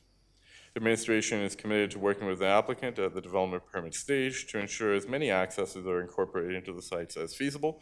However, that's more appropriately done with an informed, clearer vision as to what the specific development will look like. There was a note that there should be more landscaping within the pathway, and this is a concern which will be addressed through subdivision and development permit applications, where the applicant will work with the planning and parks departments on an improved landscaping plan that aligns with council and administration and administrative priorities. Lastly, there were further concerns expressed over the potential difference in building heights between the Willows and the new properties in Southbow Landing. Administration believes that the land use currently presented is the most appropriate land use for the site, as it represents a suitable transition between communities and the current land use to the north, which is the written purpose of the residential medium density district. The proposed medium-density zoning is a middle ground between the approved policy guidance on the sites containing a high-density multi-unit dwellings, while still respecting an existing lower-density housing development adjacent to the north. The Southbow Landing Neighborhood Plan is being amended to state that these sites are intended for townhome developments, which administration again believes is the most appropriate use to meet the stated goals of our newly approved municipal development plan, Envision Cochrane 2050, sustainability plan, and the approved area structure plans for this community. The applicant has made changes in response to public feedback, which will have lowered the density, building heights, and added additional buffering, while still striving to meet approved town policy through previous approvals. In terms of the slopes, all slopes on the site are proposed below 8%, which is well below the maximum of 20% deemed acceptable through the existing geotechnical reporting. The value proposition on this slide represents a summary of how the proposed changes in Southbow Landing Neighborhood Plan compare to the current neighborhood plan. The proposed plan increases connectivity by introducing a new pathway connection. This also enhances the residential interface by adding a landscaping buffer between new and existing development. The proposal enhances land use compatibility by lowering the density of the new development, which will provide gradual transition into Southbow Landing and include housing typologies that more closely align with the height of existing homes in the Willows. Policy alignment remains unchanged as the proposal still meets the intent of the neighborhood plan by locating density around the village center and meeting the minimum density of our municipal development plan, Envision Cochrane 2050. Lowering the density of these sites to medium density will decrease housing diversity as it is removing 70% of the area originally planned for high density housing within the neighborhood. The provision of open space will have little change with this proposal as the greenway is not large enough for programmable space, but will introduce more public landscape space into the plan than was originally contemplated. The application will have a slightly negative impact on the asset management costs of the town, as the addition of an MR parcel with the pathway will add a space for the town's parks department to maintain. However, it is a smaller space and is continuation of an existing pathway proposed within the summit of River Heights. The municipal tax base would also incur a slight negative impact as it is removing the provision of 7 hectares of high-density housing on these two parcels, which is the most valuable residential housing form. The next steps for this application include subdivision, development permit, building permit application processes, which will all need to occur before development occurs on the subject site and can begin. Administration again wants to note that Qualico's portion of James Walker Trail is planned for completion by the end of 2025, with the town's portion planned for completion by the end of 2026. Administration is recommending that council give second and third reading to Bylaw 12, 2025 as presented. And I am happy to answer any questions that you have. All right, thank you, Mr. Krasinski. Very detailed report. We've been at this one for a while. Councillor Nagel, wish to make a motion? Yep, I'll move option 2, the council amend bylaw 12, 2025 to include a site-specific amendment to the residential medium-density RMD district and land use bylaw 01, 2022, stating that all development in Southbow Landing within a 20-meter distance from the north property line adjacent to the Willows portion of SW 1 quarter, section 25.25.4 W5, and SW 1 quarter, section 26.25.4 W5, to be River Heights Drive be restricted to a building height of 13.6 meters. During the last conversation we had, I believe we discussed a 13-meter limit. How did it end up to 13.6? Just out of curiosity. Through the mayor, Councillor Nagel, this was the number that we worked with the applicant on that conforms with some of the proposed development. In this situation, they're not quite at the development permit phase, but there are some concepts in place. And this just provides the flexibility to ensure that we can go to the height that will enable subtle changes if they come up. However, respecting the decision and the direction from the public at that hearing about the concerns with the 15 meters. As you can see, there's a bigger buffer there as well too, which will hopefully address some of the concerns expressed by the public. And we believe as administration really demonstrated the amenability of the developer to, again, on a second round, take steps to try and address the concerns of the public while finding a reasonable middle ground. And then the 13.6, is that intended to accommodate 3-story buildings? Is that what it's going to be, or? Through the mayor, Councillor Nagel, it's really difficult to accomplish much more within that 13.6 meter height. However, technically speaking, if you could fit 15 stories within 13.6 meters, you could fill your boots. But the main thing is to restrict the height. Okay. All right. And yeah, appreciate the applicant's willingness to compromise. There's a lot of give and take. It's a very long process, as has been indicated tonight and mentioned. So I'll be supporting my own motion. So just for clarity, the motion that you put on the floor, Councillor Nagel, is option 2, and that is RMD with the 13.6 height restriction. Yes. Okay. And, sorry, through the to the mayor, just for clarity, that is the site-specific amendment to the RMD district. Yeah. Perfect. Okay. Thank you, Councillor Fedeko. Just a quick question. If council were to choose to defeat this altogether, what happens to land? It just remains as urban holdings? Through the chair to Councillor Fedeko, that is correct. So there would be no development that could occur on the subject site, and it would need land use. It would also result in a 6-month holding period where the applicant would be unable to apply for another land use for a minimum of 6 months. So when I go back into history, when Southbow, previous owner, when that land use was all approved, I still remember this very clearly, that even the developer at the time was like, wow, like even they wouldn't have approved all the land use of this particular site. Then it was suggested that these parcels that were held off, these urban holding parcels, were being held off for a later date when it came down to figure out what was supposed to be on that property. I'm not in favor of actually doing anything with this particular area right now. I think that Cochrane has a huge pile of development that is still occurring. And while I understand that we have somebody who's interested to build this particular site or sites right now, I just think that it's not doing us any favors. It's just gonna add more townhouses upon more townhouses upon more townhouses. I do appreciate, and I do want to say to the applicant that I do appreciate the fact that you listened and you understood kind of what some of the parameters were around from the public's concern, so I appreciate that. I just don't see a big need for me to have to approve this currently right now. So doesn't mean that I would never approve it, it's just I don't see the need for it right now at this particular time, other than it being business generated, obviously. Councillor McFadden? Yeah, I just wanted to, I support the motion as put forward, and certainly wanted to thank the community for their great community advocacy in coming out, and to the developer as well, and to be able to have that conversation to come to kind of a middle ground. Big picture, I really do see that we do need this. We need to find different ways to get a mix of housing styles in our community to offer that full range of the housing spectrum.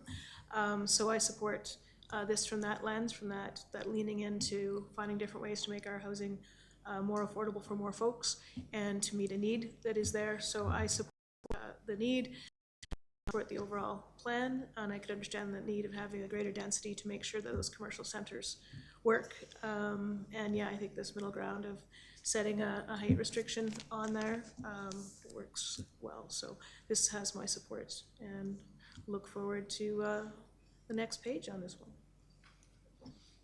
Councillor Wilson? Mark, could you go back to the slide about the public hearing? It had the 4 squares on it, please. So I think I'm on board with option 2, but just to help me understand, I have the residents that are adjacent to the proposal.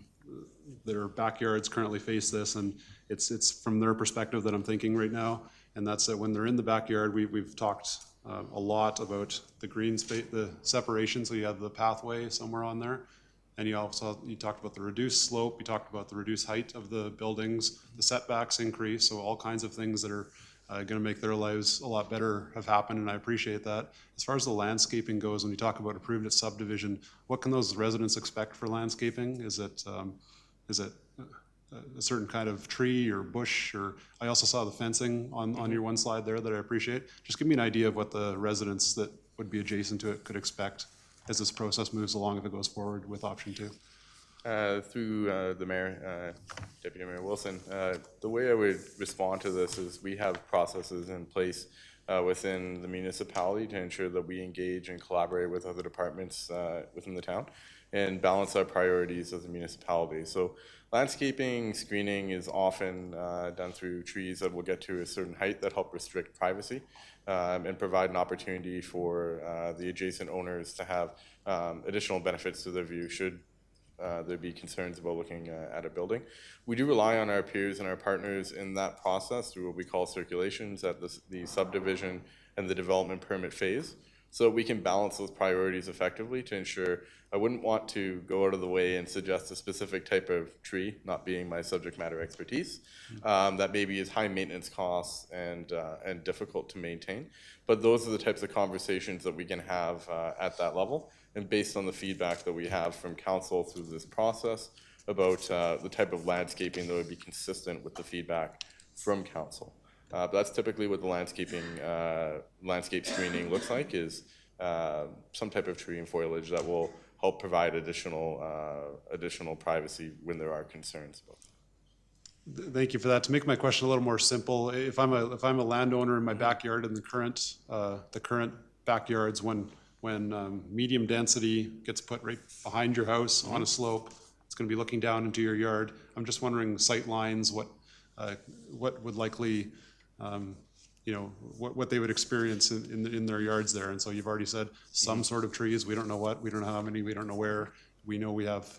That slide. Thank you for that slide. Maybe we can go to that slide, Mark, if you could too. That would help. Yeah, and sorry for clarity through the mayor to deputy mayor. That is one example. There are different types of trees as well that are a little bit more narrower, that can be planted closer together, that provide more of like a green screening.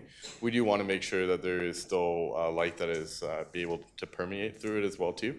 So it's a bit of a balance. But when we look at the subdivision and development permit phases, we do look at this in a lot more detail once we have the additional details about the specific development to frame that through.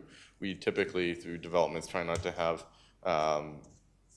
windows placed in situations that can look directly over and impact the privacy of developments as well. So I mean, those are considerations that are looked at that phase, and there's ways of situating and structuring buildings on the property to take these concerns into consideration, which through this process, I think council has provided significant clarity to help direct administration in the approval process and review of that development permit.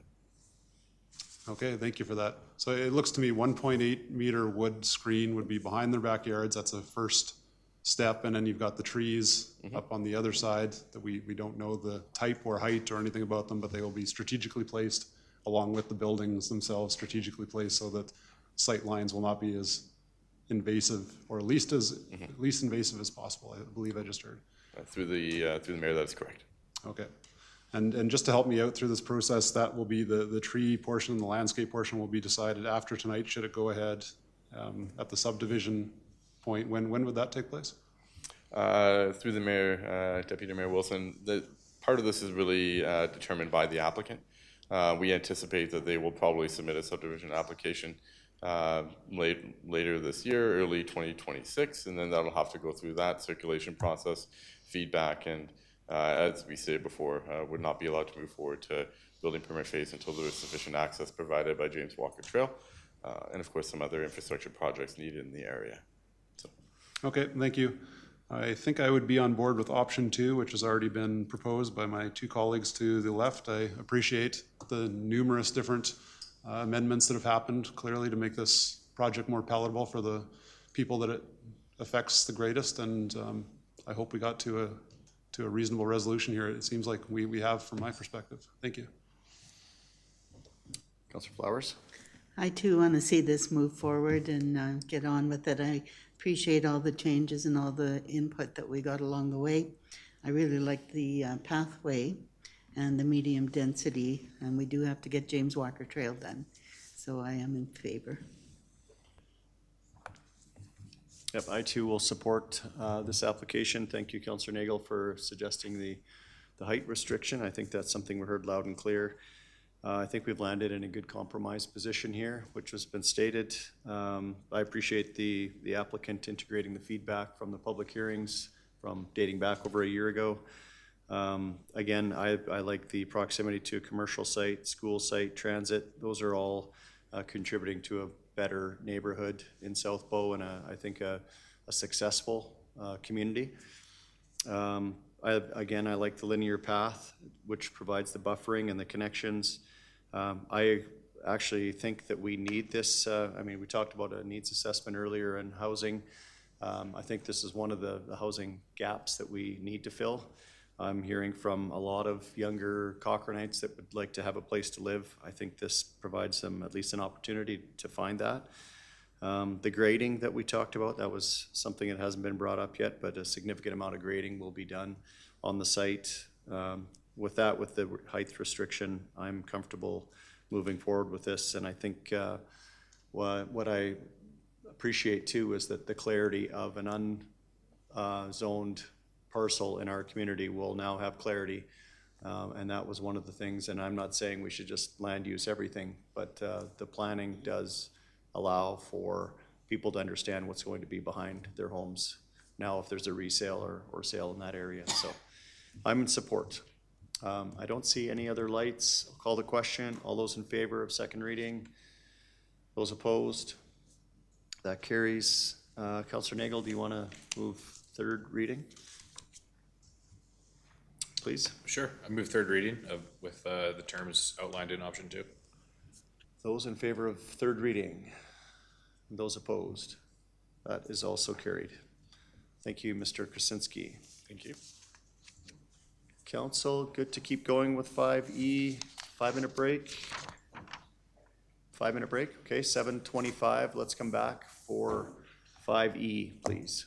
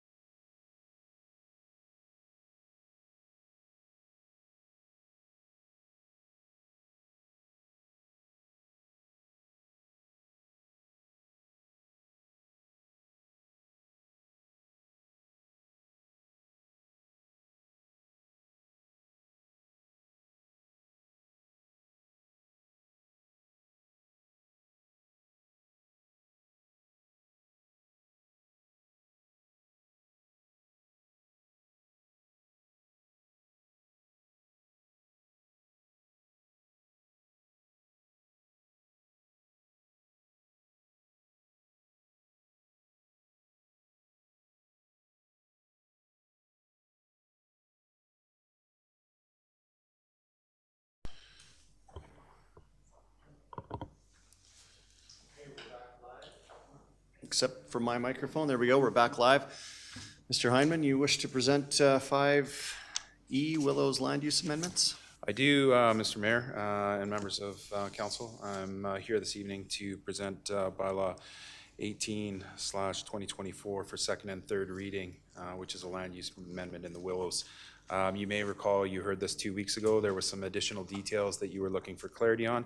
My intent is to provide you that clarity and allow you to proceed with the decision this evening.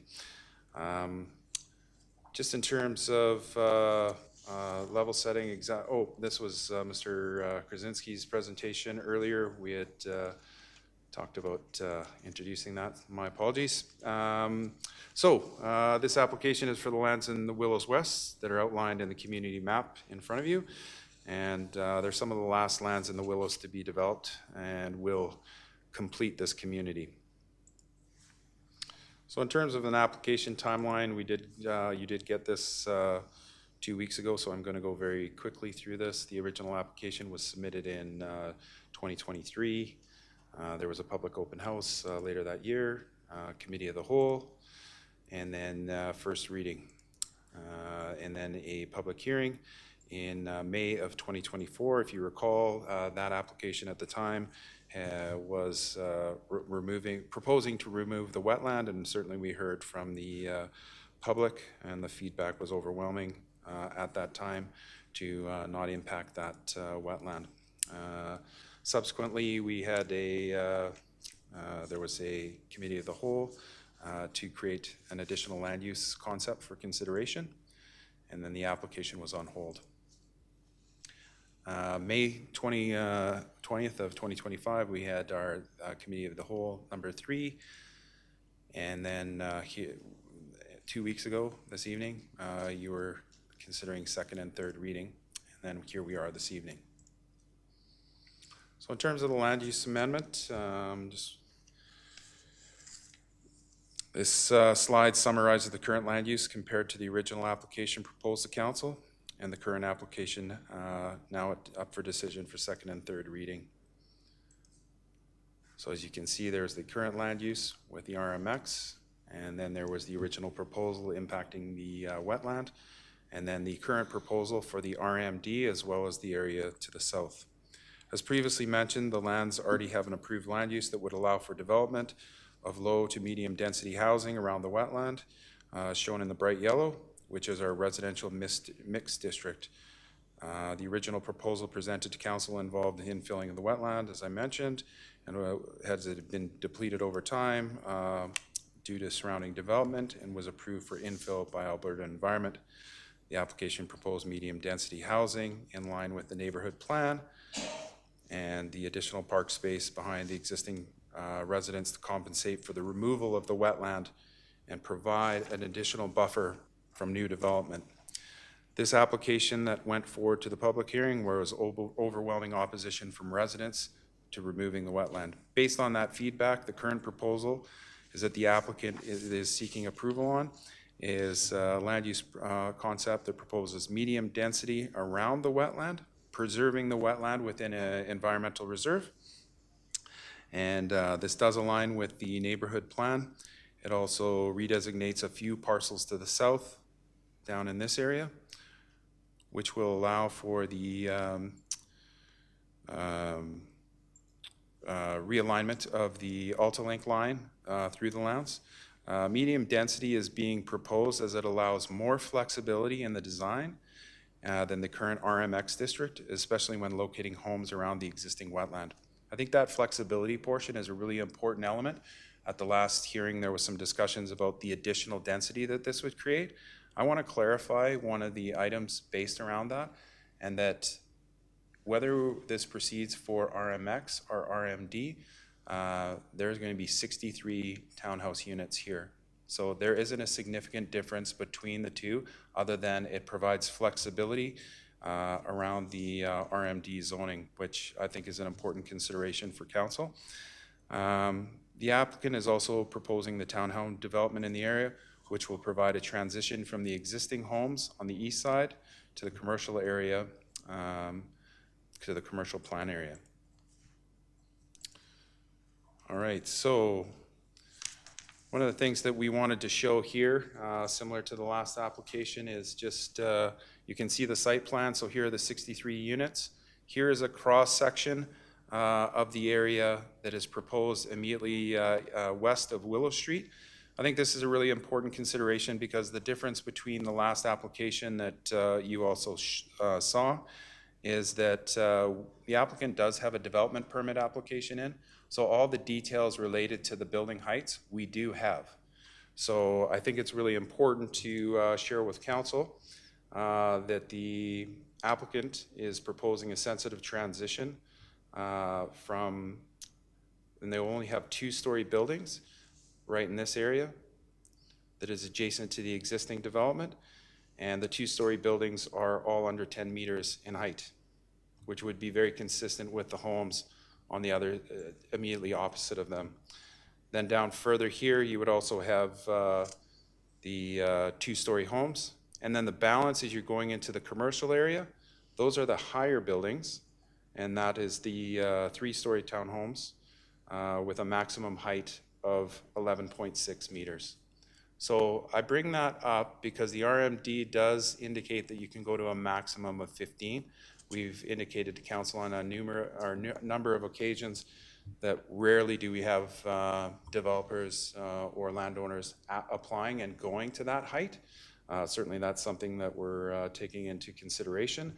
However, we have the information this evening because there is a development permit, and its approval pending the land use this evening is quite imminent. In terms of the summary of the land use. So again, I was just outlining the maximum height for the dwelling under the current land use is 13 meters, 15 under the proposed. However, in both scenarios, I would share that the tallest building is under 12 meters.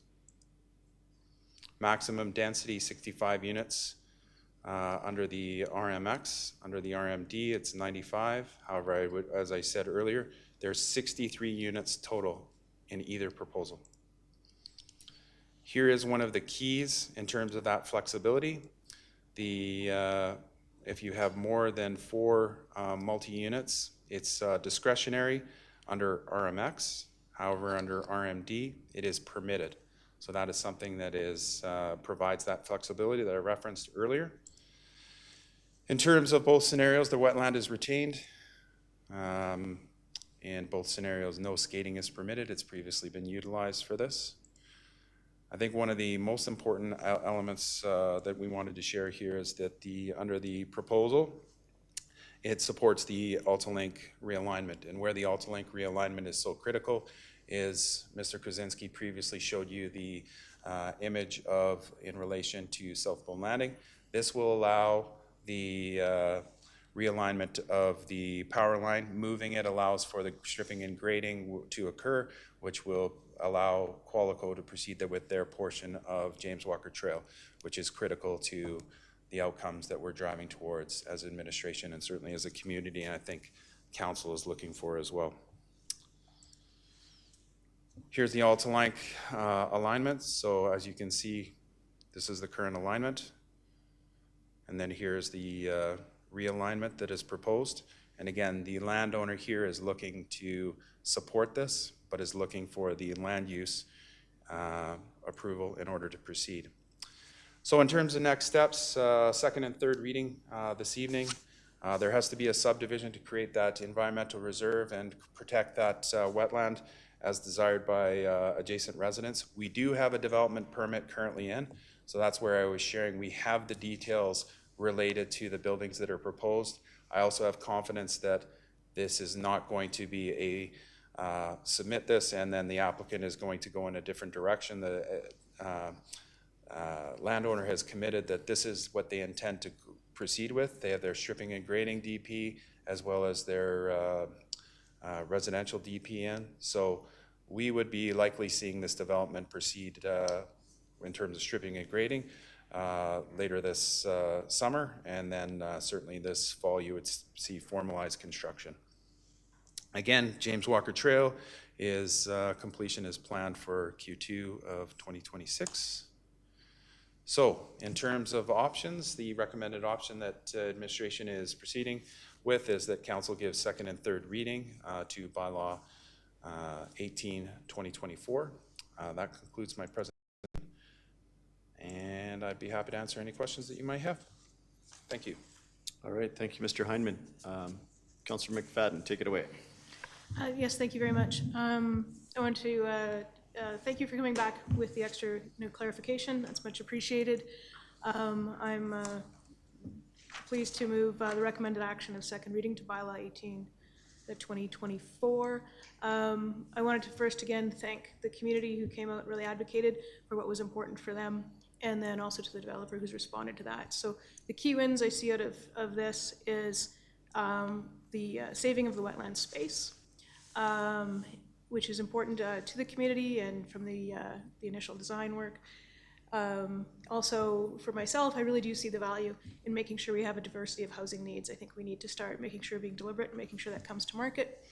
And so that's a big piece. I really appreciated the new layout that actually reduced the number of homes that are going to be affected by having homes backing onto them, and more of the homes are going to be backing onto green space than in the current design. So I appreciate that change. And the Alta Lake piece, which allows us to make sure that we get the James Walker Trail work in place as well. So I know this was a big conversation with the community, but I really feel making sure that we listen to the community and making sure that the developer worked with the community. I think we've come up with a good middle ground to advance this and improve on the solution. So this has my support for second reading. Councillor Federico? Thank you. Did you say, was it 11.6 meters? Yeah, so it's under 12 meters, so all the buildings, including the 3 stories that are further to the west, would all be under that. I mean, I 100% appreciate the fact that that came back, because that was a big concern of mine, was just the height. I totally get it. Is there anything that is written into the development permit that will guarantee that we're not going to see things creep up? Because once we give land use, in reality, I mean, we all hope and pray that, you know, it's not going to change, but now they have land use that can take them up to 15 meters. I'm just wondering, is there any stipulation or anything within the permit to state that nothing goes higher than that 13 meter? Through the chair to Councillor Federico, I appreciate your question. Certainly the land use would go to 15 meters. However, I do have confidence not only in the landowner as well as their consultant, who we've worked with significantly in the past, and they have provided their assurance that you know, we're quite late in the process here with this. Like land use, this would be faster than typically council would see it. If council were to support this, we're likely to see the approval of the development permit for the stripping and grading by the end of the month, which would go and proceed, and then development to go in the fall, as I indicated. So I think it would be very unlikely to not happening that the developer would go to the additional cost to provide a change in his plans or to go to a higher building. I think there's been that sensitivity that the consultant outlined, that gradual transition where there's the 2 stories transitioning to the 3 stories at the rear to the west, which will really block the commercial from the residents. So I think it's a thoughtful consideration. I appreciate your question. If they don't proceed with the development permit and the land sold, there are risks there, but I think it's we're really mitigating any risks in this approach. If I may, I can add, and please, Mr. Heinman, correct me if I'm wrong, I would also add to this that in any development context, when we're considering a development permit, this interface is a part of those considerations. And so certainly administration is well aware of both the community interest and council's sensitivity towards this. And so I think the appropriate action is, as Mr. Heinman suggested, you know, as close to assured as we can be in the current circumstance. Okay, thank you. Councillor Nagel? Can you explain a bit more why there's the request for the land use change if the build's going to be the same regardless as to whether or not it's RMX or RMD? Yeah, it's through the chair to Councillor Nagel, it's the flexibility, certainly in terms of the number of buildings that are put together. The developer, right now, it would be discretionary if you have more than 4 units together. In terms of the design, then, so the discretionary under the existing zoning would make this go to the subdivision or the CPC. However, as a permitted, they're able to just proceed. So I think that's a key consideration for the landowner. Yeah, I think if you look on the drawing here, what we're talking about is that you can see the two, again, Mr. Heineman, please correct me if I'm wrong, the two that are adjacent to each other there, you can see the number of units that are in the middle there. Yeah. There. In the existing land use, there would only be able to be 4 units connected in those. And so that creates some challenges when it comes down to the practicalities of designing and laying out the site. It allows for there to be, for example, 6 instead of 4 units there.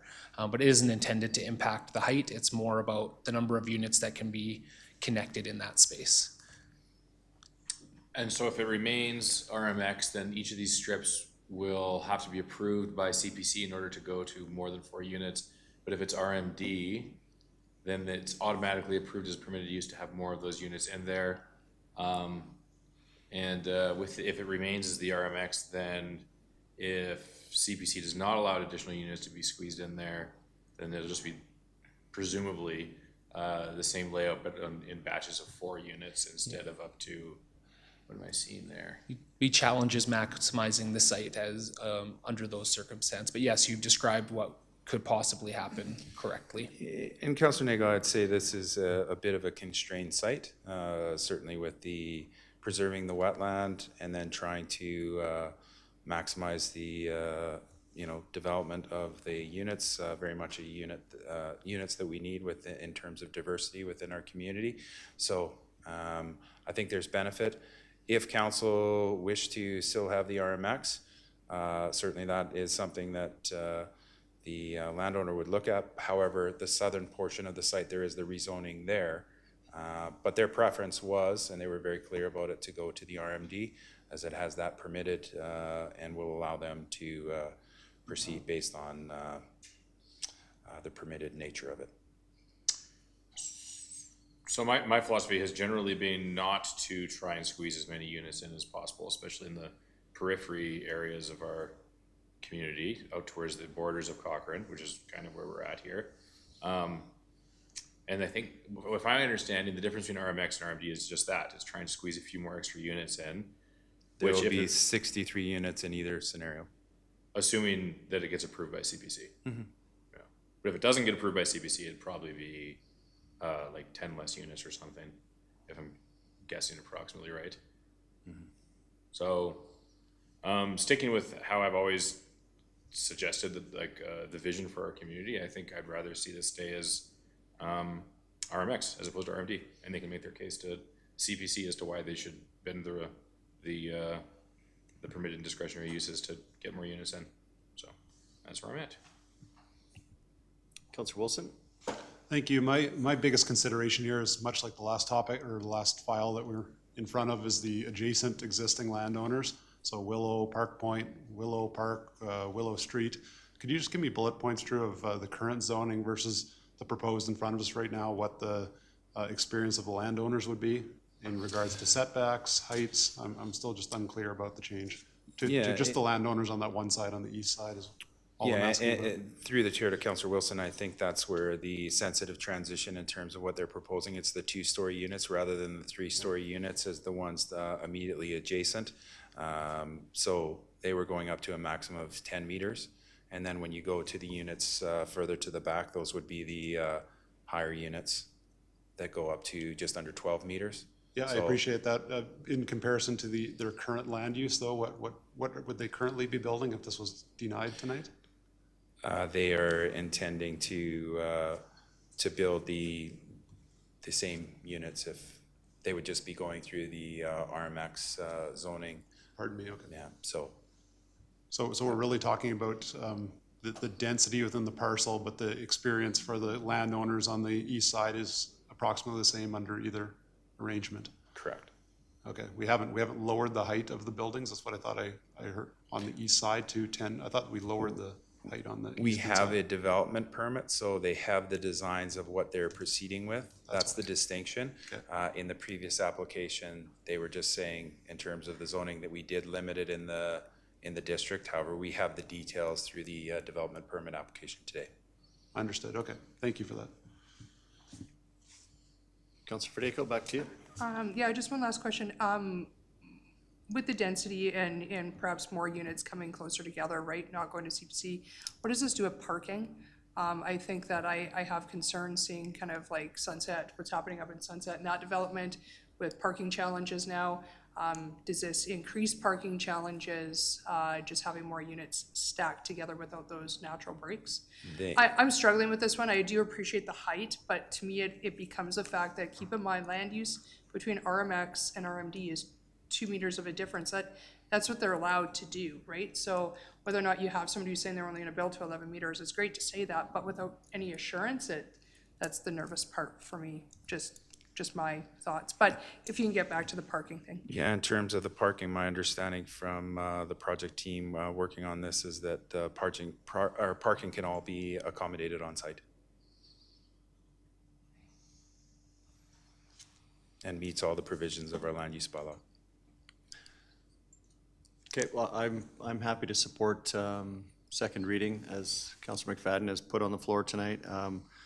A lot for the same reasons that you outlined, Tara, that preserves the wetland, improves the neighborhood, I think, from the existing land use. One of the things that none of us have talked about yet is that Alta-Link realignment. So if we were to go back to the existing land use, then we actually lose that. Is that correct, Mr. Heineman? I mean, that's a pretty integral That is, piece of there were having- 3 elements that at the end of my presentation I failed to share, and I really think this is the important thing, is that the wetland was protected. There's some clarity on the development proposed, and James Walker Trail, we have certainty around the Alta-Link line. So Yeah. from administration's perspective, that's why we're supporting second and third reading. And I hear the concerns around providing RMD or I'm getting mixed up between RMX and RMD, but to go to the next land use without the assurance of the 15 meters not being built to. But I think why we do have assurance in that is that we do have a development permit application in. And essentially what you're saying to us is that council gives approval tonight. That application is now live. You guys are dealing with it, and within a matter of weeks, it's approved, and then it can't go back because it's approved. And Correct. off we go. And I would say that through the last application, we just approved to RMD with the height limit. In this case, we have certainty around the height, so. The development permit is the. And is the height remember, if we go back to this in terms of If the areas. I may, Mr. Chair, just to add, I think to the certainty element of it, preparing a development application, a development permit application of this nature has quite significant costs associated with the design work and all that goes along with that.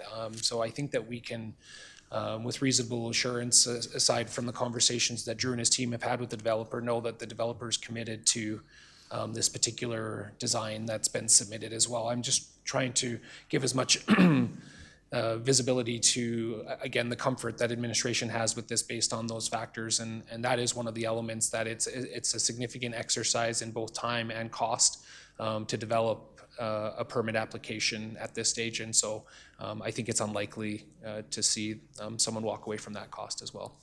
Yeah, and I guess where I land is that I think around the timing, so I think I'm counting a difference of around 4 units in between the 2 land uses. I'm willing to compromise on that based on the fact that we have assurance that the Alta-Link realignment can occur and James Walker Trail can proceed.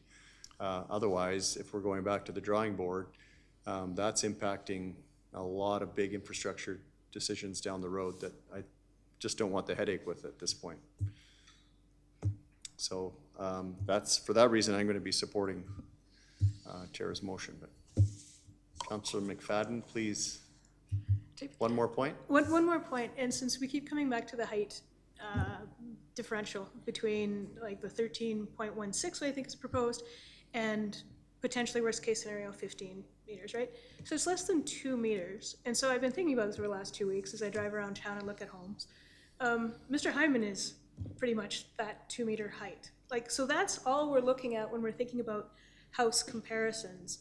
And so as I drove around our community, as I was looking at different homes, I wouldn't be able to tell a variance of 1 meter or 2 meters between homes. And especially I was looking at Heritage Hills, because it's so sloped. We've got lots of communities in Cochrane that have these variances where people are living, you know, complete happy lives. So in there and all sorts of communities throughout the town, we're seeing these variances. And so for me, I just can't get hung up on a 6-foot difference on a house, especially, and so I appreciate in this one, the ones near their neighbors are gonna be like to like, essentially, and the ones that might be 15 are gonna be over by the commercial on the other side of the development. And I don't think I would reasonably be able to tell the difference. So I gotta let it go. If I can correct you just on one aspect of that. You're not 2 meters. No, I'm more than 2 meters. However, it's actually the highest building that they're proposing is 11.6. So they're over 3 meters from the maximum height. So I think council should have a lot of confidence that you aren't going to see a 15-meter building in here. The highest you will see is under 12 meters. So that's the significant. We have the details, we have the certainty. I just want to confirm that. Yeah. No, and I appreciate it, because I have spent the last 2 weeks trying to visualize what this looks like in our community, and for me, I just can't see it being a make or break for how I, even in my own neighborhood, live with the height variance. For context, it's also 2 meters less than the last application that you just approved. Right, yeah. Anyhow, so, sorry, I had to weigh on the height because I've been thinking about it for 2 weeks. So now we're gonna measure things in Drew Drew's. heights. It was gonna be Councillor Wilson, but he's sitting down, so Okay, that's a wrap on that's for a you, wrap on that okay? point, yeah. I don't see any other comments. I will call the question. All those in favor of giving second reading? Those opposed? That carries. And we also need a third reading, please. Councillor McFadden. I'll move third reading of Bylaw 18/2024. All those in favor? Those opposed? That carries. Thank you, Mr. Heineman. 5F is Bylaw 14/2025 Land Use Bylaw Amendment Historic Downtown Direct Control District. Mr. Krasinski. This is for first reading and public hearing setting.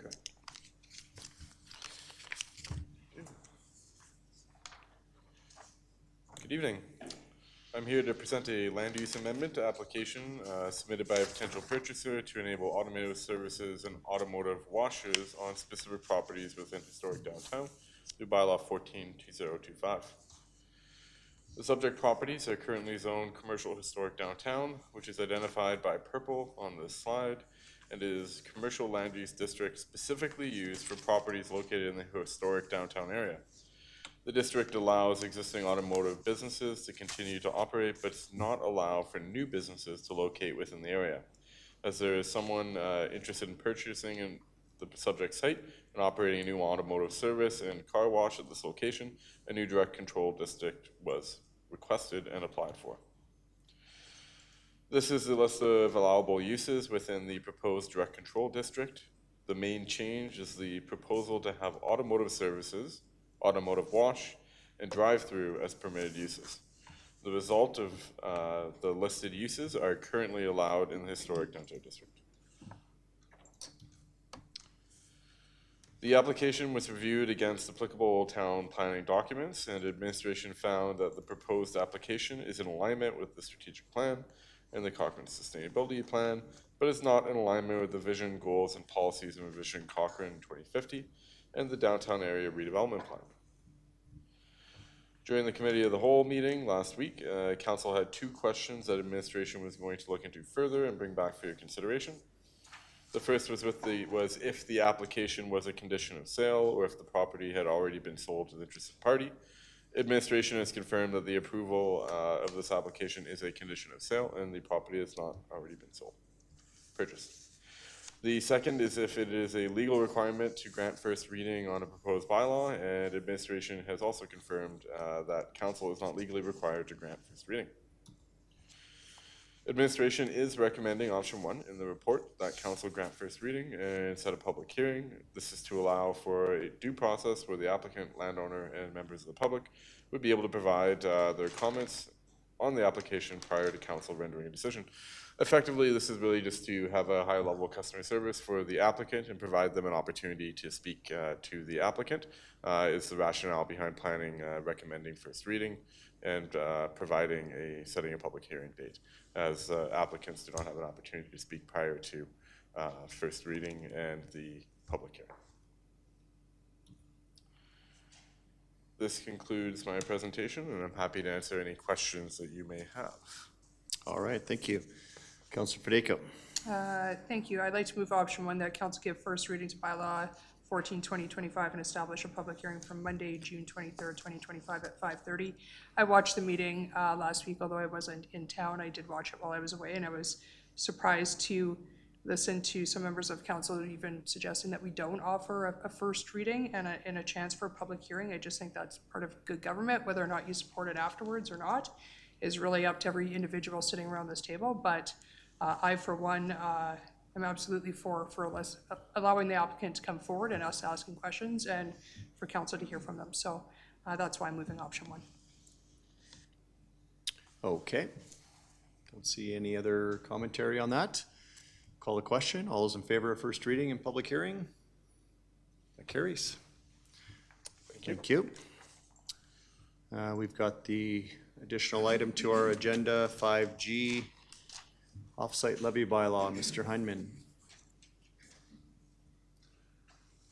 Good evening, Mayor and Council. Just a brief presentation on the offsite levy bylaw. I appreciate how important this item is for Council. I just wanted to provide a proposed timeline and get your endorsement of this. So I'm here this evening to set the timeline. We'd be looking at first reading on July 14th and a date to set a non-statutory public hearing. July 28th would be the non-statutory public hearing, as well as second and third reading. So this will allow us to get through this project and have a non-statutory public hearing, and certainly your opportunity to consider second and third reading prior to the summer break. So the resolution we're looking for is that council accept the proposed timeline for the offsite levy bylaw process as presented. So happy to answer any questions. Just a brief item, but further to our discussion, this was to ensure that we get this completed prior to the summer break. Okay, If I thank may, you. Mr. Chair, just prior to council's comments and questions, just to note that the July 27th would also be a special meeting of council that would need Maybe to we be just go called back one as slide. part of that. Oh, sorry. Yeah, there it goes. Yeah, so the proposed date of the public hearing would also be proposed to be in conjunction with a special meeting where council would consider approving the bylaw as well. And the main driver of the extension of this timeline is the development community has asked for as much time as council is comfortable giving to review and provide comment. There's obviously a lot of significant implications. They've been, I think, reasonable in their engagement of this process so far. And this allows us, I think, to meet their interest in having some time to review the proposed offsite levies, while council is also directed for us to get this in place as soon as is reasonable. So we're trying to kind of balance those things. Okay, so the motion on the floor would be to accept the timeline, but not set it's assuming that would be a special meeting, but that's not the official act of setting. Yeah. Correct, Mr. Mayor. We just wanted to ensure that was in Calendars council's and- minds and yeah. in their calendars, so we could plan accordingly. Okay, thank you. Somebody prepared to move that action? Councillor Nagel? I move the council accept the proposed timeline for the offsite levy bylaw process as presented. Okay. See any commentary? I'll call the question. All those in favor? And that carries. Thank you, Mr. Heinman. That's 5G. Let's do 6A next. 6A, notice of motion. Councillor Wilson, I believe you're up. Yes, and you're reading it into the record tonight for debate, future meeting. Right, so I'll simply read it into the record, and then I've got a little bit of a post-amble, just in case anybody wants to do a look at a website before we get into the debate in 2 weeks. And I just wanted to give everybody an opportunity. So the recommended action, the council direct administration to cease participation in the ICLEI program or similar externally driven initiatives unless explicitly mandated by our elected body and after full disclosure of the funding sources, objectives, and implications.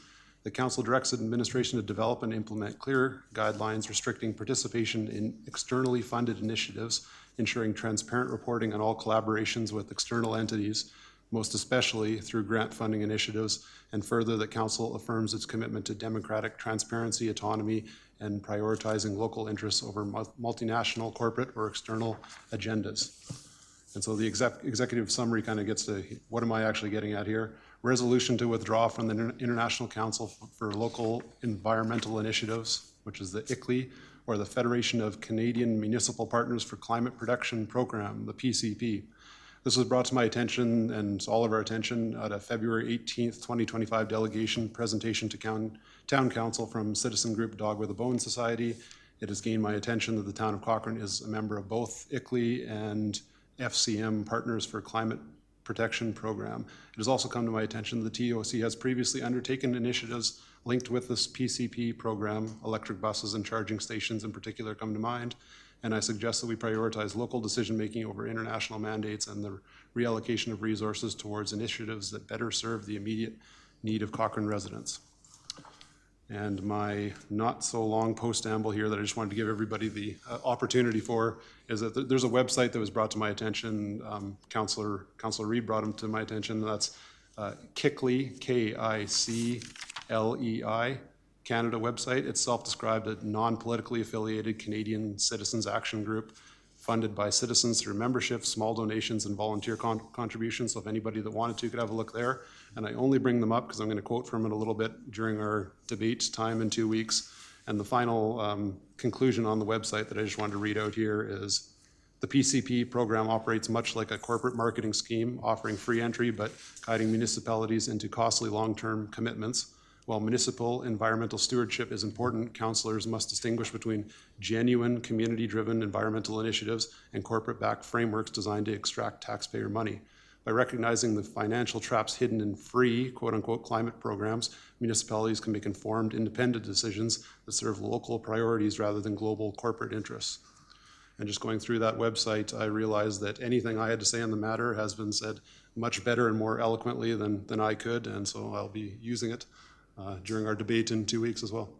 And so I wanted to give everybody the opportunity to peruse it. Okay, thank you. Look forward to talking about that in a couple of weeks. Moving on to item 7, Mayor's Report. I have a brief one. Spent time at the Glen Eagles Community Association AGM, provided an update to the group on town initiatives. Had a good conversation and got to listen in on the concerns around the Glen Eagles community with the concrete batch plant. It's a different discussion than last year's AGM that I also attended around, I think they're starting to diffuse some of the issues around the concrete batch plant and get into exactly what it is that is bothering them about that. So again, that's not something coming to council chambers, but we'll be hitting CPC, I think, pretty soon. Councillor Reid and I were in Ottawa for FCM. I don't think I reported back on this yet, but some of the, and again, I'll just breeze through some of it, but it was interesting to listen to, including our Prime Minister, newly elected, obviously, in the last election here, month or so ago, to hear, like there was a specific question about how will the federal government start to interact with municipal governments, and it was a pretty short answer by Prime Minister Carney that he has no intention to start to work more closely with municipalities because the federal government has a bigger mandate of housing, affordability for Canadians, and national unity are the top 3 priorities facing the government from his point of view. So I took away from that we're still on our own out here and that we need to find ways to fund our own things without looking to the federal government for too much support. But anyways, it was good to hear all of the party leaders, including the Prime Minister. A couple of the study tours that I found especially good were an area, a redevelopment that the City of Ottawa is undertaking in the Lansdowne Park area. If you watch any CFL football, it's where the Ottawa Rough Riders play, and now the Red Blacks, and it's an older neighborhood with different amenities in it, similar to some of the things that we're contemplating doing, and they're really trying to drive more density and vitality and vibrancy into that area. It was interesting how they're doing it through 40 and 80-story buildings right next to the football stadium that the city is actually taking control of and building and themselves. So in the absence of private investment. So that was interesting. Went on an incubator tour. Also went to a couple of sessions on opportunities for efficiencies in local government and heard the speaker talk about how Canadians in particular are really sucked into overbuilding everything. And we're de-risking everything that we build based on the fact that we just don't want to carry the risk, but when you de-risk it, then someone else is actually paying and profiting from that process of de-risking. And I'm not suggesting we do this in Cochrane, but the example they used was every single light standard, when you go to a set of traffic lights, have two lights on them. In Europe, there's one, and they perform the same function. So sometime in North America, we've decided that we needed two, and so now there's an additional cost for a light. There's an additional cost of the brace that needs to be bigger. The concrete post needs to be stronger. There's more wires. So that small incremental change over all of those lights across every community has added up to millions and millions of dollars. But we've also done that on every single municipal project that we undertake.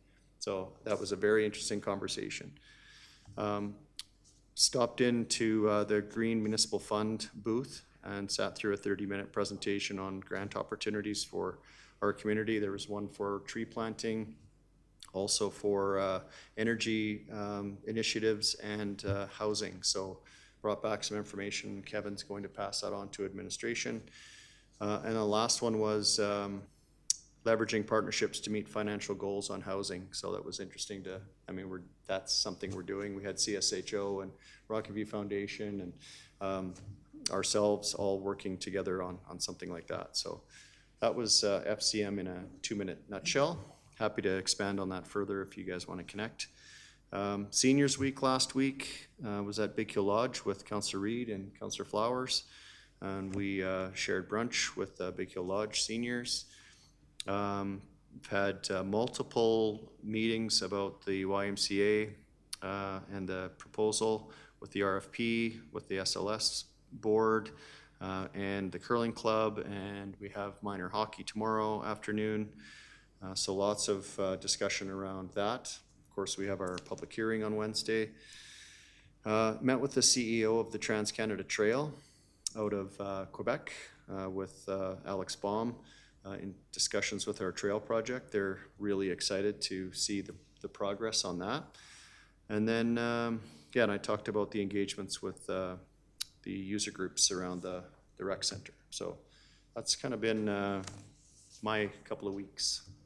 Lots of meetings. Anyone else have a council report? Councillor Wilson? Just a thank you to St. Timothy's grad class for having me as a speaker while the mayor was at FCM in Ottawa. Being the deputy mayor, I decided out of duty and a sense of sheer terror that I should give some public speaking a try, and I appreciate them being so gracious to me, and it was a really good event, and it wasn't quite as terrifying as I thought it would be. I enjoyed myself. So. Hardest part is starting. That's right. Picking a crowd of teenagers as your first audience is that's a tough one. Yeah. So thank you to St. Tim's for having me. I actually had somebody commend you and ask me to pass along how well they thought you did giving that speech. So got good feedback. Okay, council reports under wrap. Let's, we need a motion to go into closed session. We have one item tonight. Please. Councillor Wilson, thank you. All those in favor? Carries. That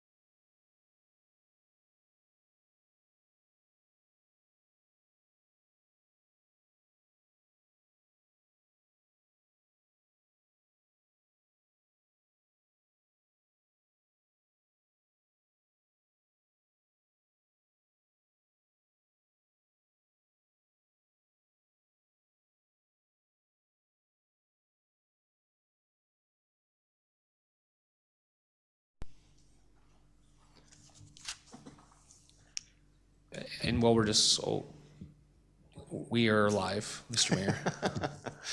Okay, we're back. I need a motion to come out of closed session. Counselor Nagel, I move that we come out of closed session. all in favor?